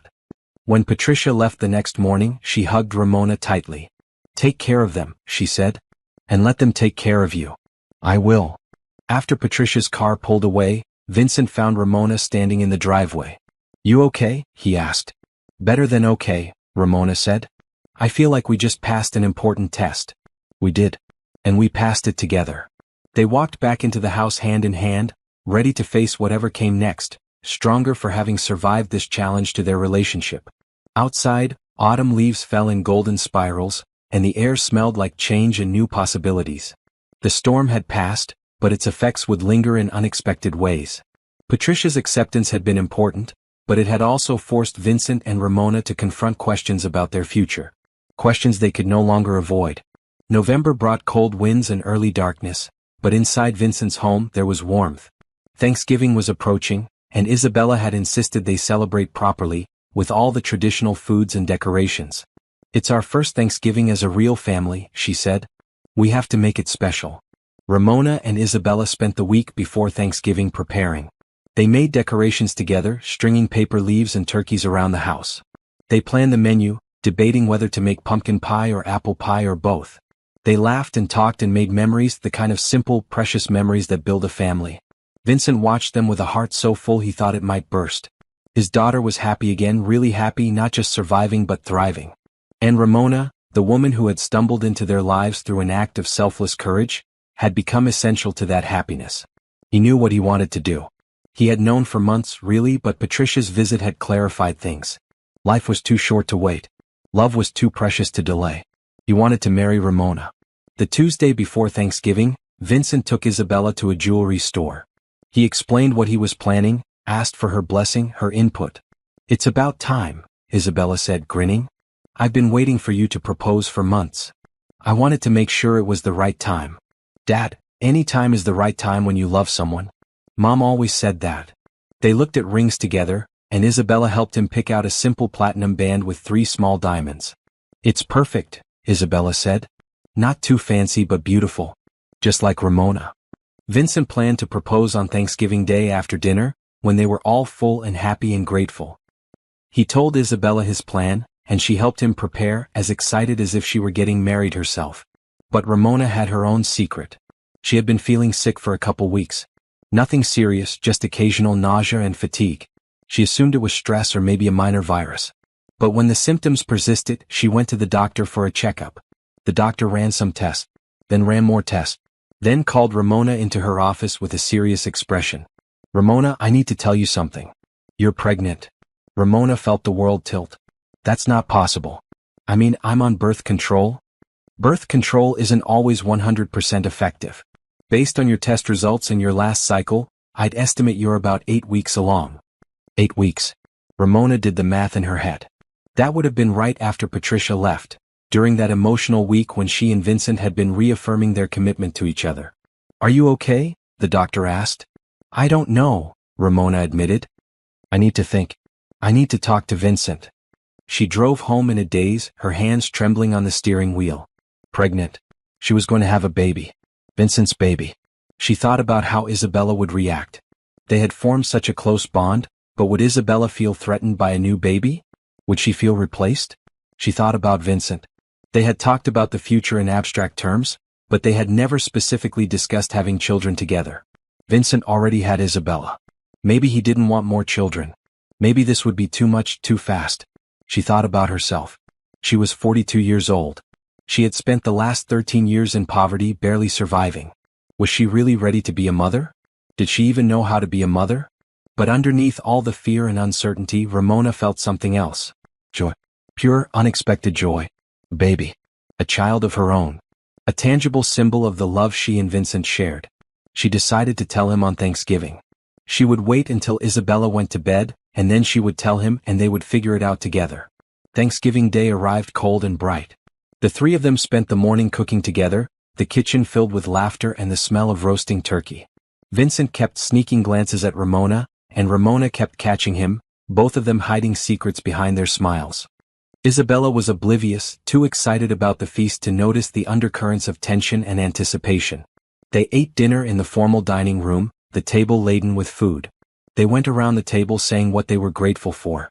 I'm grateful for this family, Isabella said. For Dad and for Ramona and for being happy again. I'm grateful for second chances, Vincent said, his eyes on Ramona. For the courage to hope again. I'm grateful for kindness, Ramona said softly. For people who see the best in us even when we can't see it in ourselves. After dinner they cleared the table together. Isabella helped with dishes, then declared she was exhausted and going to bed early. She hugged them both good night, lingering a bit longer than usual when she hugged Ramona. Love you, Isabella whispered. Love you too, sweetheart. After Isabella went upstairs, Vincent led Ramona to the living room. They settled on the couch and Vincent took her hands. I have something I want to say, they both said at the same time. They laughed, nervous. You first, Vincent said. No, you first. Okay. Vincent took a deep breath. Ramona, this last year with you has been the happiest time of my life since Sarah died. You've brought light back into this house. You've given Isabella joy and stability. You've given me hope and love. You've challenged me to be better, to do more with my resources, to care about things that matter. He reached into his pocket and pulled out a small box. Ramona's eyes widened. Vincent, I know we haven't been together very long in traditional terms. But I also know that when you've experienced loss like we have, you learn not to waste time. You learn that love is rare and precious and should be celebrated. He opened the box, revealing the ring. Ramona Washington, will you marry me? Tears streamed down Ramona's face. Yes, she whispered. Yes, I'll marry you. Vincent slid the ring onto her finger, then pulled her into his arms. They kissed, long and deep, a kiss full of promise and love. When they finally pulled apart, Vincent said, What did you want to tell me? Ramona took a deep breath. I'm pregnant. Vincent froze. You're, what? I found out this week. I'm about 8 weeks along. I know we never talked about having more children.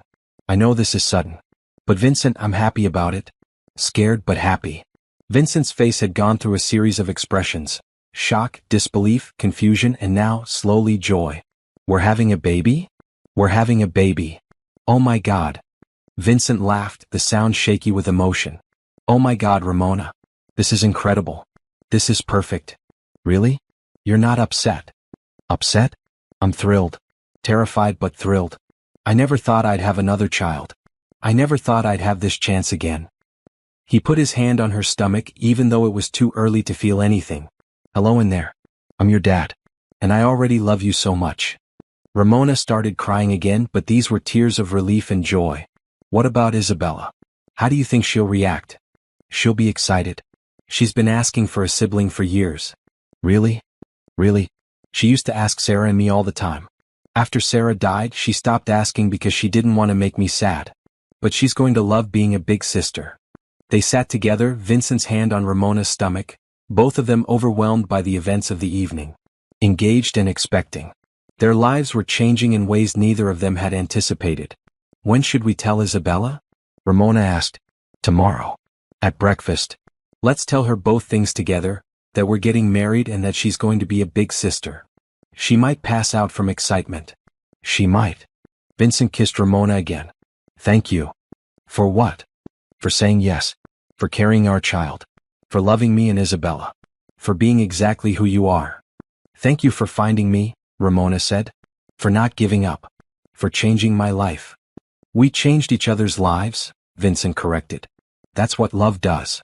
They stayed up late into the night, making plans and dreaming about the future. They talked about wedding dates and baby names. They talked about telling Patricia and Dorothy and everyone else who mattered to them. They talked about Geneva House and whether Ramona would continue working there during her pregnancy. I want to keep working as long as I can, Ramona said. Those women need to see that change is possible, that you can go from having nothing to having everything. My story gives them hope. Our story, Vincent corrected. We're writing this story together now. In the morning they told Isabella over pancakes. True to Vincent's prediction, Isabella screamed with joy. I'm getting a little brother or sister? She yelled. And you guys are getting married? This is the best day ever. She hugged Ramona so hard they both almost fell over. I'm going to be the best big sister ever. I'm going to teach the baby how to paint and how to read and everything. You're going to be amazing, Ramona said, holding Isabella tight. Isabella pulled back, her face suddenly serious. Can I ask you something? Anything. After you and Dad get married, can I call you Mom? Not all the time, just sometimes. I know you're not my real mom, but you feel like a mom to me. Ramona felt her heart shatter and remake itself in the same moment. Isabella, I would be honored if you called me Mom. Isabella threw her arms around Ramona again. Vincent joined the hug and the three of them stood in the kitchen, wrapped in each other's arms, a family built from loss and kindness, now growing in unexpected and beautiful ways. That afternoon they called Patricia to share the news. She surprised them by crying with happiness. I'm so glad you two have found each other, Patricia said. And I'm going to be an aunt again. This is wonderful. They called Dorothy next, who also cried. Your mother would be so proud of you, Dorothy told Ramona. So proud of the woman you've become and the family you're building. I hope so, Ramona said. I hope she's watching. That evening the three of them walked to Geneva House. Ramona wanted to share the news with the women there, to show them that happy endings were real. The residents gathered in the common room, and Ramona stood in front of them with Vincent and Isabella at her side. I have some news to share, Ramona said. Vincent and I are getting married. And we're going to have a baby.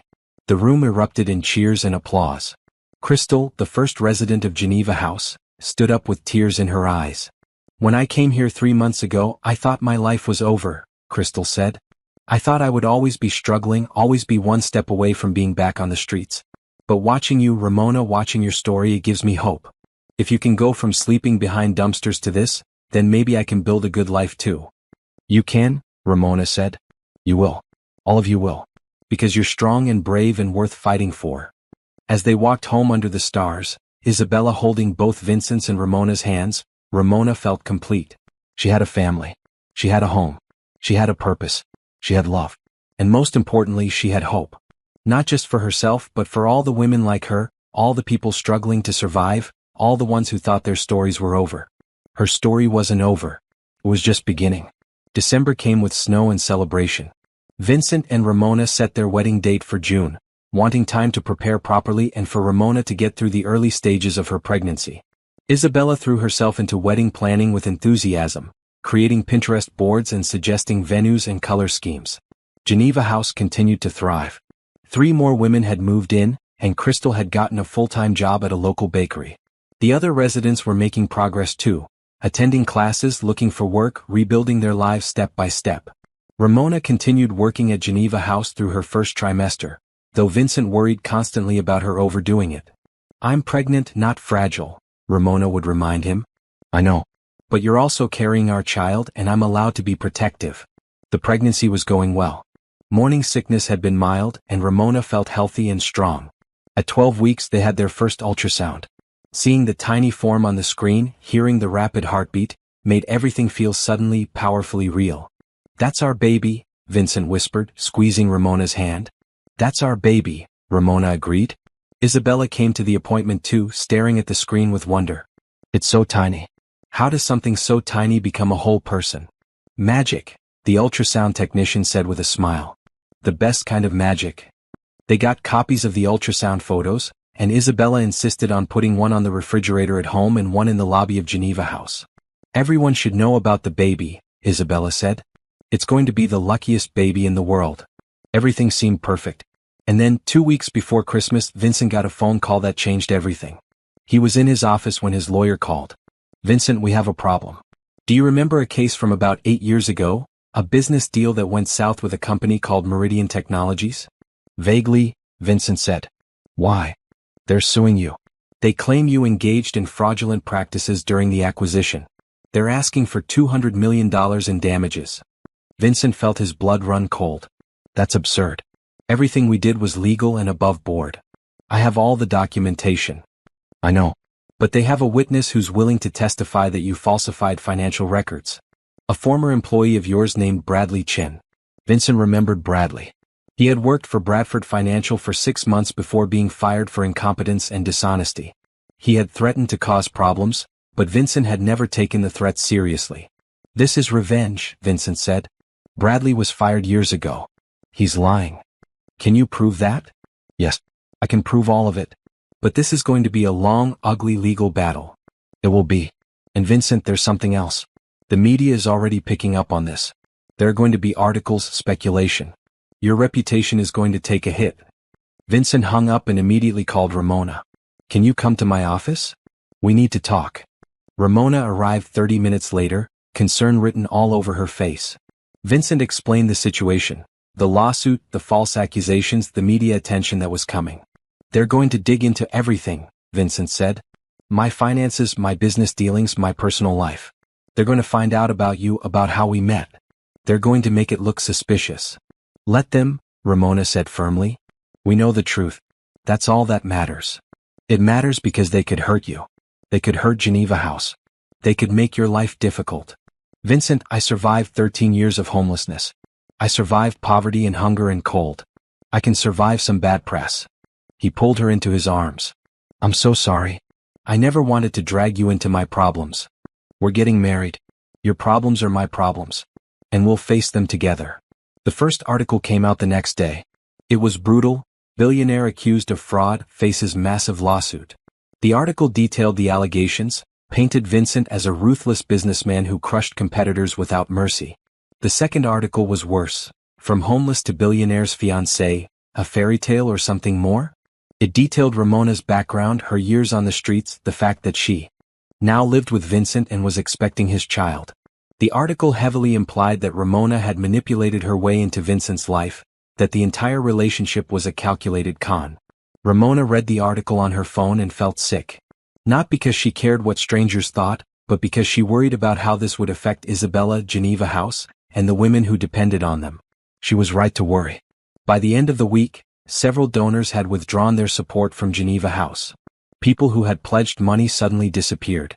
The board of directors called an emergency meeting to discuss whether Ramona should step down as director. "The negative publicity is affecting our ability to help women," one board member said. "If Ramona stays on, we might lose even more funding." Dorothy, who was also on the board, stood up angrily. That's exactly the kind of thinking that keeps women like Ramona trapped in poverty. You're saying that because she was poor, because she struggled, she doesn't deserve success? That's shameful. I'm not saying that. I'm saying we need to be practical. Practical would be standing by the woman who created this program, who knows exactly what these residents are going through. Abandoning her now would be cowardly. The debate went on for 2 hours. In the end, the board voted to keep Ramona as director, but it was close. Several members voted against her. Ramona tried to stay strong, but the constant attacks were wearing her down. She was 4 months pregnant now, and the stress was affecting her. She wasn't sleeping well. She wasn't eating enough. She cried more than she wanted to admit. Vincent was fighting his own battles. His legal team was working around the clock to disprove the accusations, but the court proceedings were slow. Meanwhile, his business was suffering. Clients were pulling contracts, worried about being associated with a company under investigation. Vincent's stock value had dropped 20% in 2 weeks. Isabella was struggling too. Kids at her school had seen the articles. Some teased her about her gold digger, almost stepmother. Others whispered when Isabella walked past. Her art teacher found her crying in the studio one afternoon. They're saying mean things about Ramona, Isabella sobbed.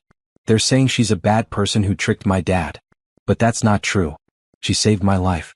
She's the best person I know. The teacher held Isabella while she cried, wishing she could fix everything. That night, the 3 of them sat together in the living room, exhausted and hurting. Maybe I should leave, Ramona said quietly.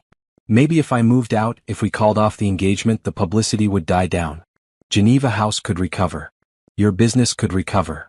Absolutely not, Vincent said firmly. Vincent, be realistic. This is destroying everything you've built. What I've built doesn't matter if I lose you. Ramona, I don't care about money or reputation or what the media says. I care about you and Isabella and our baby. That's all that matters. But what if we lose everything? Then we lose everything together, Vincent said. And we rebuild together. Ramona, you rebuilt your entire life from nothing. You can help me rebuild if it comes to that. But I will not walk away from you.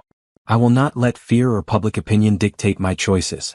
Isabella moved closer to Ramona and put her hand on Ramona's stomach, where a small bump was just beginning to show. You're my family now. That doesn't change because some people are being mean. We stick together no matter what. Ramona cried, holding both of them close. I don't know what I did to deserve you too.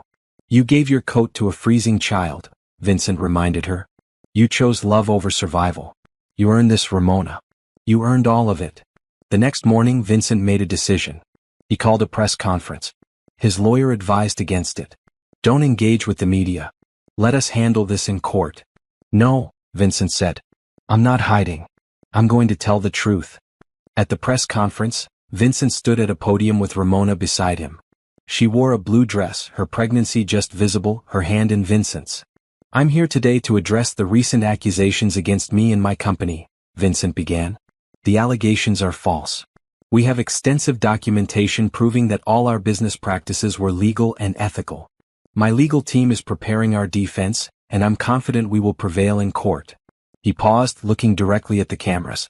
But I'm not here just to talk about business. I'm here to talk about truth. The truth is that 13 months ago, my daughter nearly died from hypothermia on a freezing street. A homeless woman saved her life by giving Isabella her only coat. That woman was Ramona Washington. Vincent put his arm around Ramona. Ramona gave away everything she had to save a child she didn't know. That act of selflessness changed my family's life. I spent weeks searching for her, and when I finally found her, she was sick and struggling. I offered her a job and a place to live because she had earned it 1,000 times over. Over the following months, she transformed my daughter's life and mine. She showed us how to hope again, how to love again. His voice grew stronger, more passionate. Some of you have suggested that Ramona manipulated her way into my life. That she's using me for money. Those suggestions are not only false, they're insulting. Ramona didn't want anything from me. She refused my help at first. I had to convince her to accept it. Everything she has, she earned through her kindness, her work, and her character. Ramona squeezed his hand, tears running down her face. We fell in love because we recognized in each other the same pain, the same loss, the same determination to rebuild. We're getting married because we want to build a life together. We're having a baby because we're creating a family based on love and hope. That's the truth. and no amount of negative publicity will change it. Vincent looked at Ramona, speaking to her now as much as to the cameras. I love you, Ramona Washington. I'm proud to stand beside you. I'm proud to call you my partner. And I'm proud that our child will have you as a mother. He turned back to the reporters. If you want to attack me, attack me. But leave Ramona alone. She has done nothing wrong. She has done everything right. And I will spend the rest of my life proving that she deserves every good thing that has come to her. The press conference ended. Some reporters looked moved. Others looked skeptical. But Vincent didn't care. He had told the truth. That was all he could do. As they walked out of the building, Ramona leaned against Vincent. Thank you for defending me. Always, Vincent said. I will always defend you. The public reaction to the press conference was mixed. Some people were touched by Vincent's passionate defense of Ramona. Others remained convinced she was a con artist. But slowly the tide began to turn. Dorothy organized the residents of Geneva House to speak to the media about how Ramona had helped them. Crystal gave an interview about how Ramona had given her hope when she had none. Other women shared their stories. Ramona could have taken Vincent's money and lived a comfortable life, one woman said. Instead, she created Geneva House to help other women like herself. That's not the action of a gold digger. That's the action of someone who genuinely cares. Isabella's art teacher organized a show of Isabella's work, including the painting of Ramona giving away her coat. The painting went viral on social media with thousands of people sharing it and commenting on the story behind it. This is real love, one comment read. This is what kindness looks like. Slowly, very slowly, the narrative began to change. People started seeing Ramona not as a manipulator but as a hero. Vincent's business partners started calling to offer support. Donors returned to Geneva House. And then in early January, Vincent's legal team uncovered the smoking gun. Bradley Chin, the former employee who had accused Vincent of fraud, had been paid by Meridian Technologies to lie. There were emails, bank records, proof of the conspiracy. The lawsuit collapsed. Meridian Technologies withdrew their case and issued a public apology. Bradley Chin was arrested for perjury. Vincent's reputation was restored. His business recovered. The media attention finally died down. On a cold January evening, exactly 13 months after Ramona had given her coat to Isabella, the three of them stood in the backyard looking up at the stars. We made it through, Ramona said softly. We did, Vincent agreed. Together. Together, Isabella echoed, putting her hands on Ramona's growing belly. All four of us. They stood in the darkness, a family forged by courage and tested by fire, stronger than ever. The worst was over. Now they could focus on building their future. A wedding, a baby, a life full of love and hope. The truth had set them free. And the truth was simple. Love was worth fighting for. Always. Spring arrived with warmth and new beginnings. Ramona's belly had grown round and full. She was 7 months pregnant now, glowing with health and happiness. The baby kicked constantly, strong movements that made everyone laugh when they felt them. This baby is going to be a soccer player, Vincent joked. Isabella spent hours talking to her future sibling through Ramona's stomach. I'm your big sister, she would say. And I'm going to teach you everything. Geneva House had expanded. With renewed funding and public support, they had opened a second location. 20 more women and children now had a safe place to rebuild their lives. Crystal had been hired as assistant director, proof that the program worked, that transformation was possible. You gave me a future, Crystal told Ramona. Now I get to help give other women the same gift. Vincent's business had recovered completely. In fact, it was thriving. The publicity around the lawsuit's collapse had brought new clients, people who respected how Vincent had fought for his family, how he had stood by his principles even when it cost him. But more importantly, Vincent had changed. He was less focused on profit and more focused on purpose. He had started several charitable initiatives, using his wealth to address homelessness, poverty, and inequality. He credited Ramona with opening his eyes to what really mattered. Money is just a tool, he said in one interview. What matters is how you use it. Do you use it to build bigger walls around yourself or do you use it to build bridges to others? The wedding was planned for early June, a small ceremony in the backyard of their home. They had considered postponing it until after the baby was born, but Ramona insisted. I want to marry you before our child arrives, she said. I want our baby to come into a family that's already officially united. 2 weeks before the wedding, Dorothy visited with a special gift. She handed Ramona a box, her eyes twinkling with mischief. What's this? Ramona asked. Open it and see. Inside was Geneva's coat. But it had been transformed. Someone had carefully taken it apart and created two new items. A beautiful christening gown for the baby and a wedding veil for Ramona, both made from the coat's fabric. I found a seamstress who specializes in repurposing heirloom garments, Dorothy explained. I thought this way your mother's coat could be part of both the wedding and the baby's welcome into the world. Ramona held the veil and the gown, crying too hard to speak. This coat had saved Isabella's life, had brought Vincent and Ramona together, and now it would be present at the two most important moments of their new life. Your mother is with you, Dorothy said softly. She's been with you through all of this. On the morning of the wedding, Ramona woke to sunshine streaming through the windows. She was nervous and excited, her stomach full of butterflies that had nothing to do with the baby kicking inside her. Patricia arrived early to help her get ready. She and Ramona had become close over the past months, bound by their shared love for Vincent and Isabella and their determination to protect the family. You look beautiful, Patricia said as she helped Ramona into her wedding dress. It was simple and elegant, white silk that flowed over her pregnant belly. With her mother's veil in place, Ramona looked radiant. Isabella burst into the room, wearing a green bridesmaid dress she had picked out herself. Wow, she breathed. You look like a princess. A very pregnant princess, Ramona said laughing. The best kind. The ceremony was small and intimate. 50 guests sat in white chairs in the backyard. Dorothy, Crystal and other residents from Geneva House, Vincent's business partners, Isabella's art teacher, Patricia and her family. Everyone who mattered was there.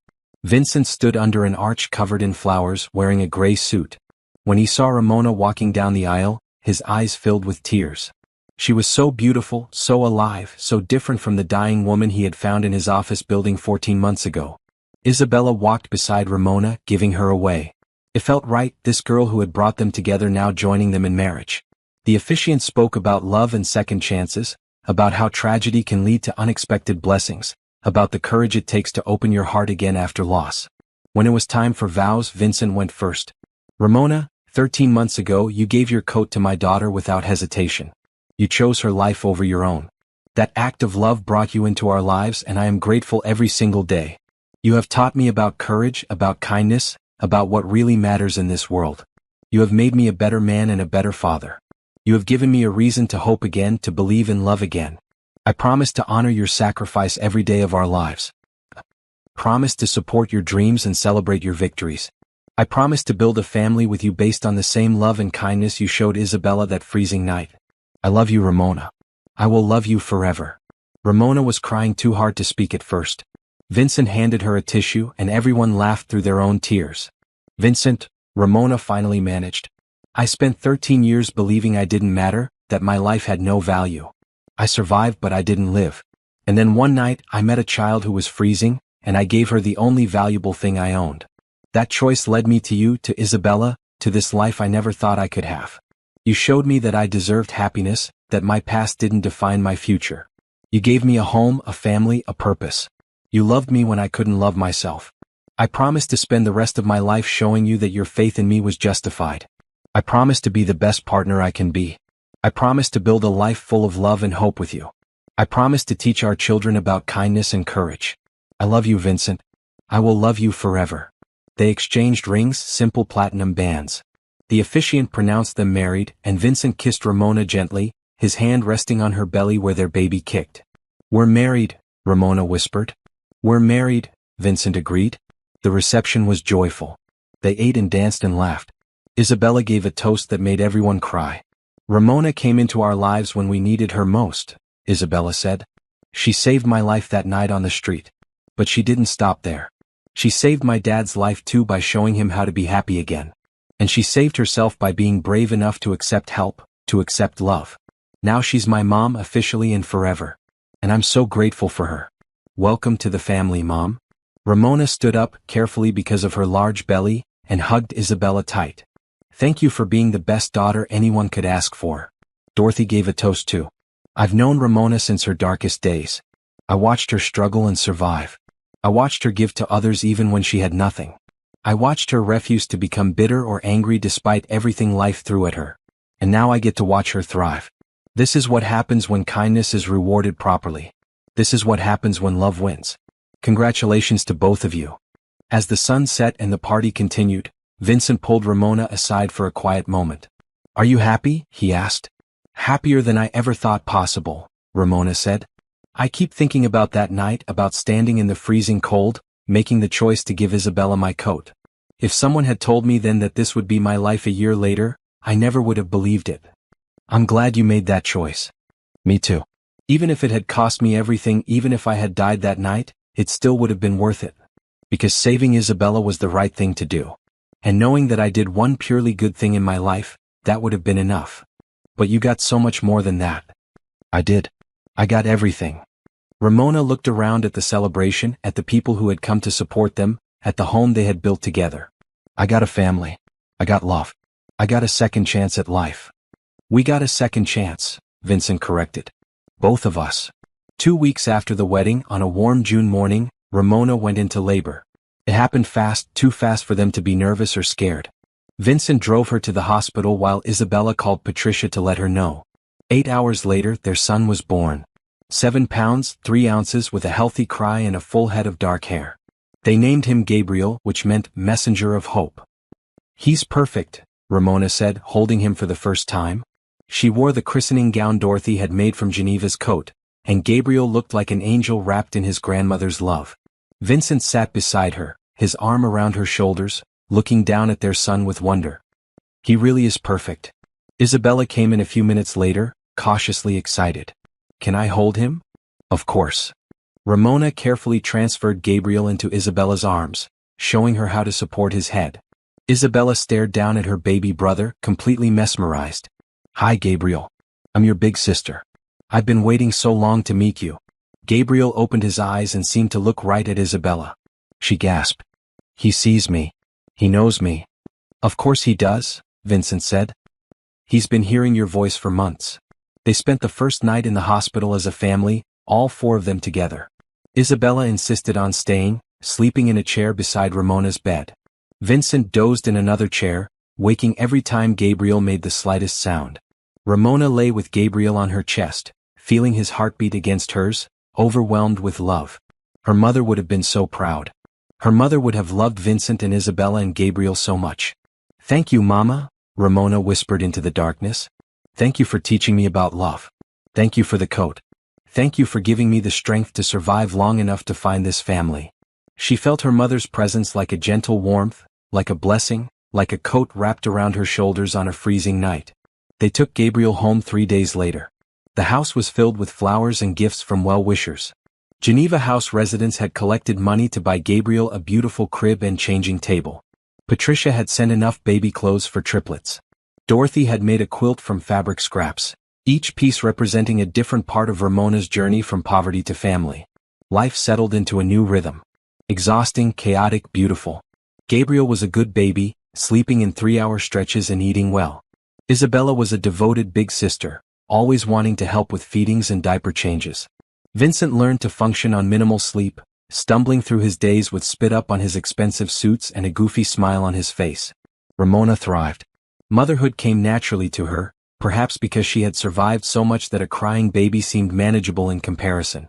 Or perhaps because she had so much love stored up inside her, 13 years of love with nowhere to go, and now she could pour it all into Gabriel. 3 months after Gabriel's birth, they held a christening ceremony.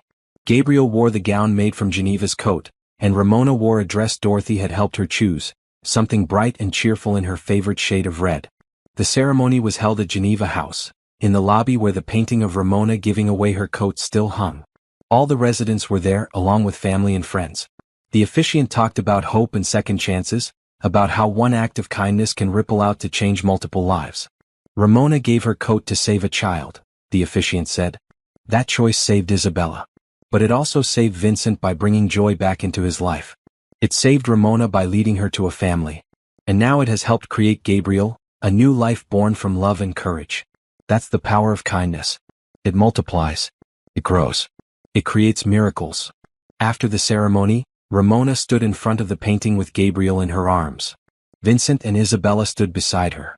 Crystal took their photo, all 4 of them together in front of the image of Ramona's sacrifice. This is where it all started, Ramona said softly. This moment, this choice. No, Vincent said. It started before that. It started with your mother making that coat. It started with her teaching you about love and kindness. It started with every choice you made to stay human despite years of inhumane circumstances. It started with hope, Isabella added, with believing that tomorrow could be better. They stood together, a family built from the ruins of loss, strong and whole and permanent. Outside, spring rain fell gently, nourishing the earth, preparing for new growth. 5 years later. Gabriel was 5 years old, running through the backyard of their home with his older sister Isabella chasing him. Isabella was 17 now, preparing for college, planning to study art and social work. She wanted to work with Geneva House after graduation, to help women the way Ramona had helped so many. Vincent and Ramona sat on the porch watching their children play. Ramona's hand rested on her belly, where another baby was growing, a little girl they planned to name Geneva. "I can't believe it's been 6 years since that night," Ramona said. 6 years since I gave away my coat." "Best decision you ever made," Vincent said. "Best decision we ever made," Ramona corrected. "You could have taken your daughter home that night and never looked back.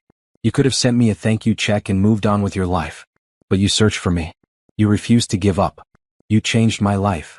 We changed each other's lives." They sat in comfortable silence, listening to Gabriel's laughter, watching Isabella catch him and swing him around. Geneva House had expanded to 5 locations now, helping hundreds of women each year. Crystal ran the original location, having gotten her college degree and social work license. Other graduates of the program worked throughout the organization, proof that transformation was possible. Ramona still visited Geneva House regularly, though she had stepped back from day-to-day operations to focus on her family. She gave talks to the residents, sharing her story, offering hope. "I was where you are," she would tell them. "Hungry, cold, alone, believing I didn't matter. But I did matter. You matter. Your life has value. Your future can be different from your past. Don't give up. Don't stop fighting. Kindness and hope will lead you home." And she was living proof. From freezing on the streets to a home full of love. From believing she would die alone to having a husband, children, a family. From surviving to thriving. That night, after the children were in bed, Vincent and Ramona stood in Gabriel's room, looking down at their sleeping son. He clutched a small stuffed animal, peaceful and safe and loved. "Do you ever wonder what your mother would think?" Vincent asked quietly. "If she could see you now?" "I think she knows," Ramona said. "I think she's been watching all along. I think she's proud. I know I'm proud. Of you, of us, of what we've built together." Ramona leaned against him. "Remember when Isabella asked me what I would have done differently that night, if I had known what was coming? If I had known that giving away my coat would lead to all of this? What did you tell her?" "I said I wouldn't change a thing. Not the cold, not the suffering, not any of it. Because it all led here. To you. To our family. To this life." She paused. "And I meant it. I would make the same choice 1,000 times over." "So would I," Vincent said. "I would search for you 1,000 times. I would find you every time. Because this, right here, this family, this love, this is everything." They walked out of Gabriel's room and down the hall to check on Isabella. She was still awake, working on a painting for her college applications. It was a portrait of her family, Vincent, Ramona, Gabriel, and a shadowy figure in the background that looked like it was made of light. "Who's that?" Ramona asked, pointing to the figure. "You don't recognize her?" Isabella asked. "It's your mother. I figured she should be in the family portrait too. After all, if she hadn't taught you about love, if she hadn't made that coat, none of us would be here." Ramona's eyes filled with tears. "It's beautiful, sweetheart. It's the truth," Isabella said. "Our family didn't start with Dad finding you in the office. It didn't even start with you giving me the coat. It started with a woman teaching her daughter that love matters more than anything. It started with hope." That night, lying in bed next to Vincent, Ramona thought about the journey that had brought her here. From poverty to family. From despair to hope. From dying on the streets to building a life full of love. "Vincent," she whispered in the darkness. "Yeah. Thank you for not giving up. Thank you for searching until you found me. Thank you for seeing past what I was to what I could become. Thank you for being brave enough to give away your coat," Vincent replied. "Thank you for choosing love over survival. Thank you for accepting my help. Thank you for building this life with me. I love you. I love you too. Always." Outside, snow had started falling, soft and gentle. But inside their home was warm. Their children were safe. Their family was whole. And somewhere, perhaps, Geneva, Washington was smiling, proud of the daughter who had learned her lessons so well, who had carried love through the darkest times and emerged into the light. Kindness had led them home. Hope had given them a future. Love had made them a family. And that was everything.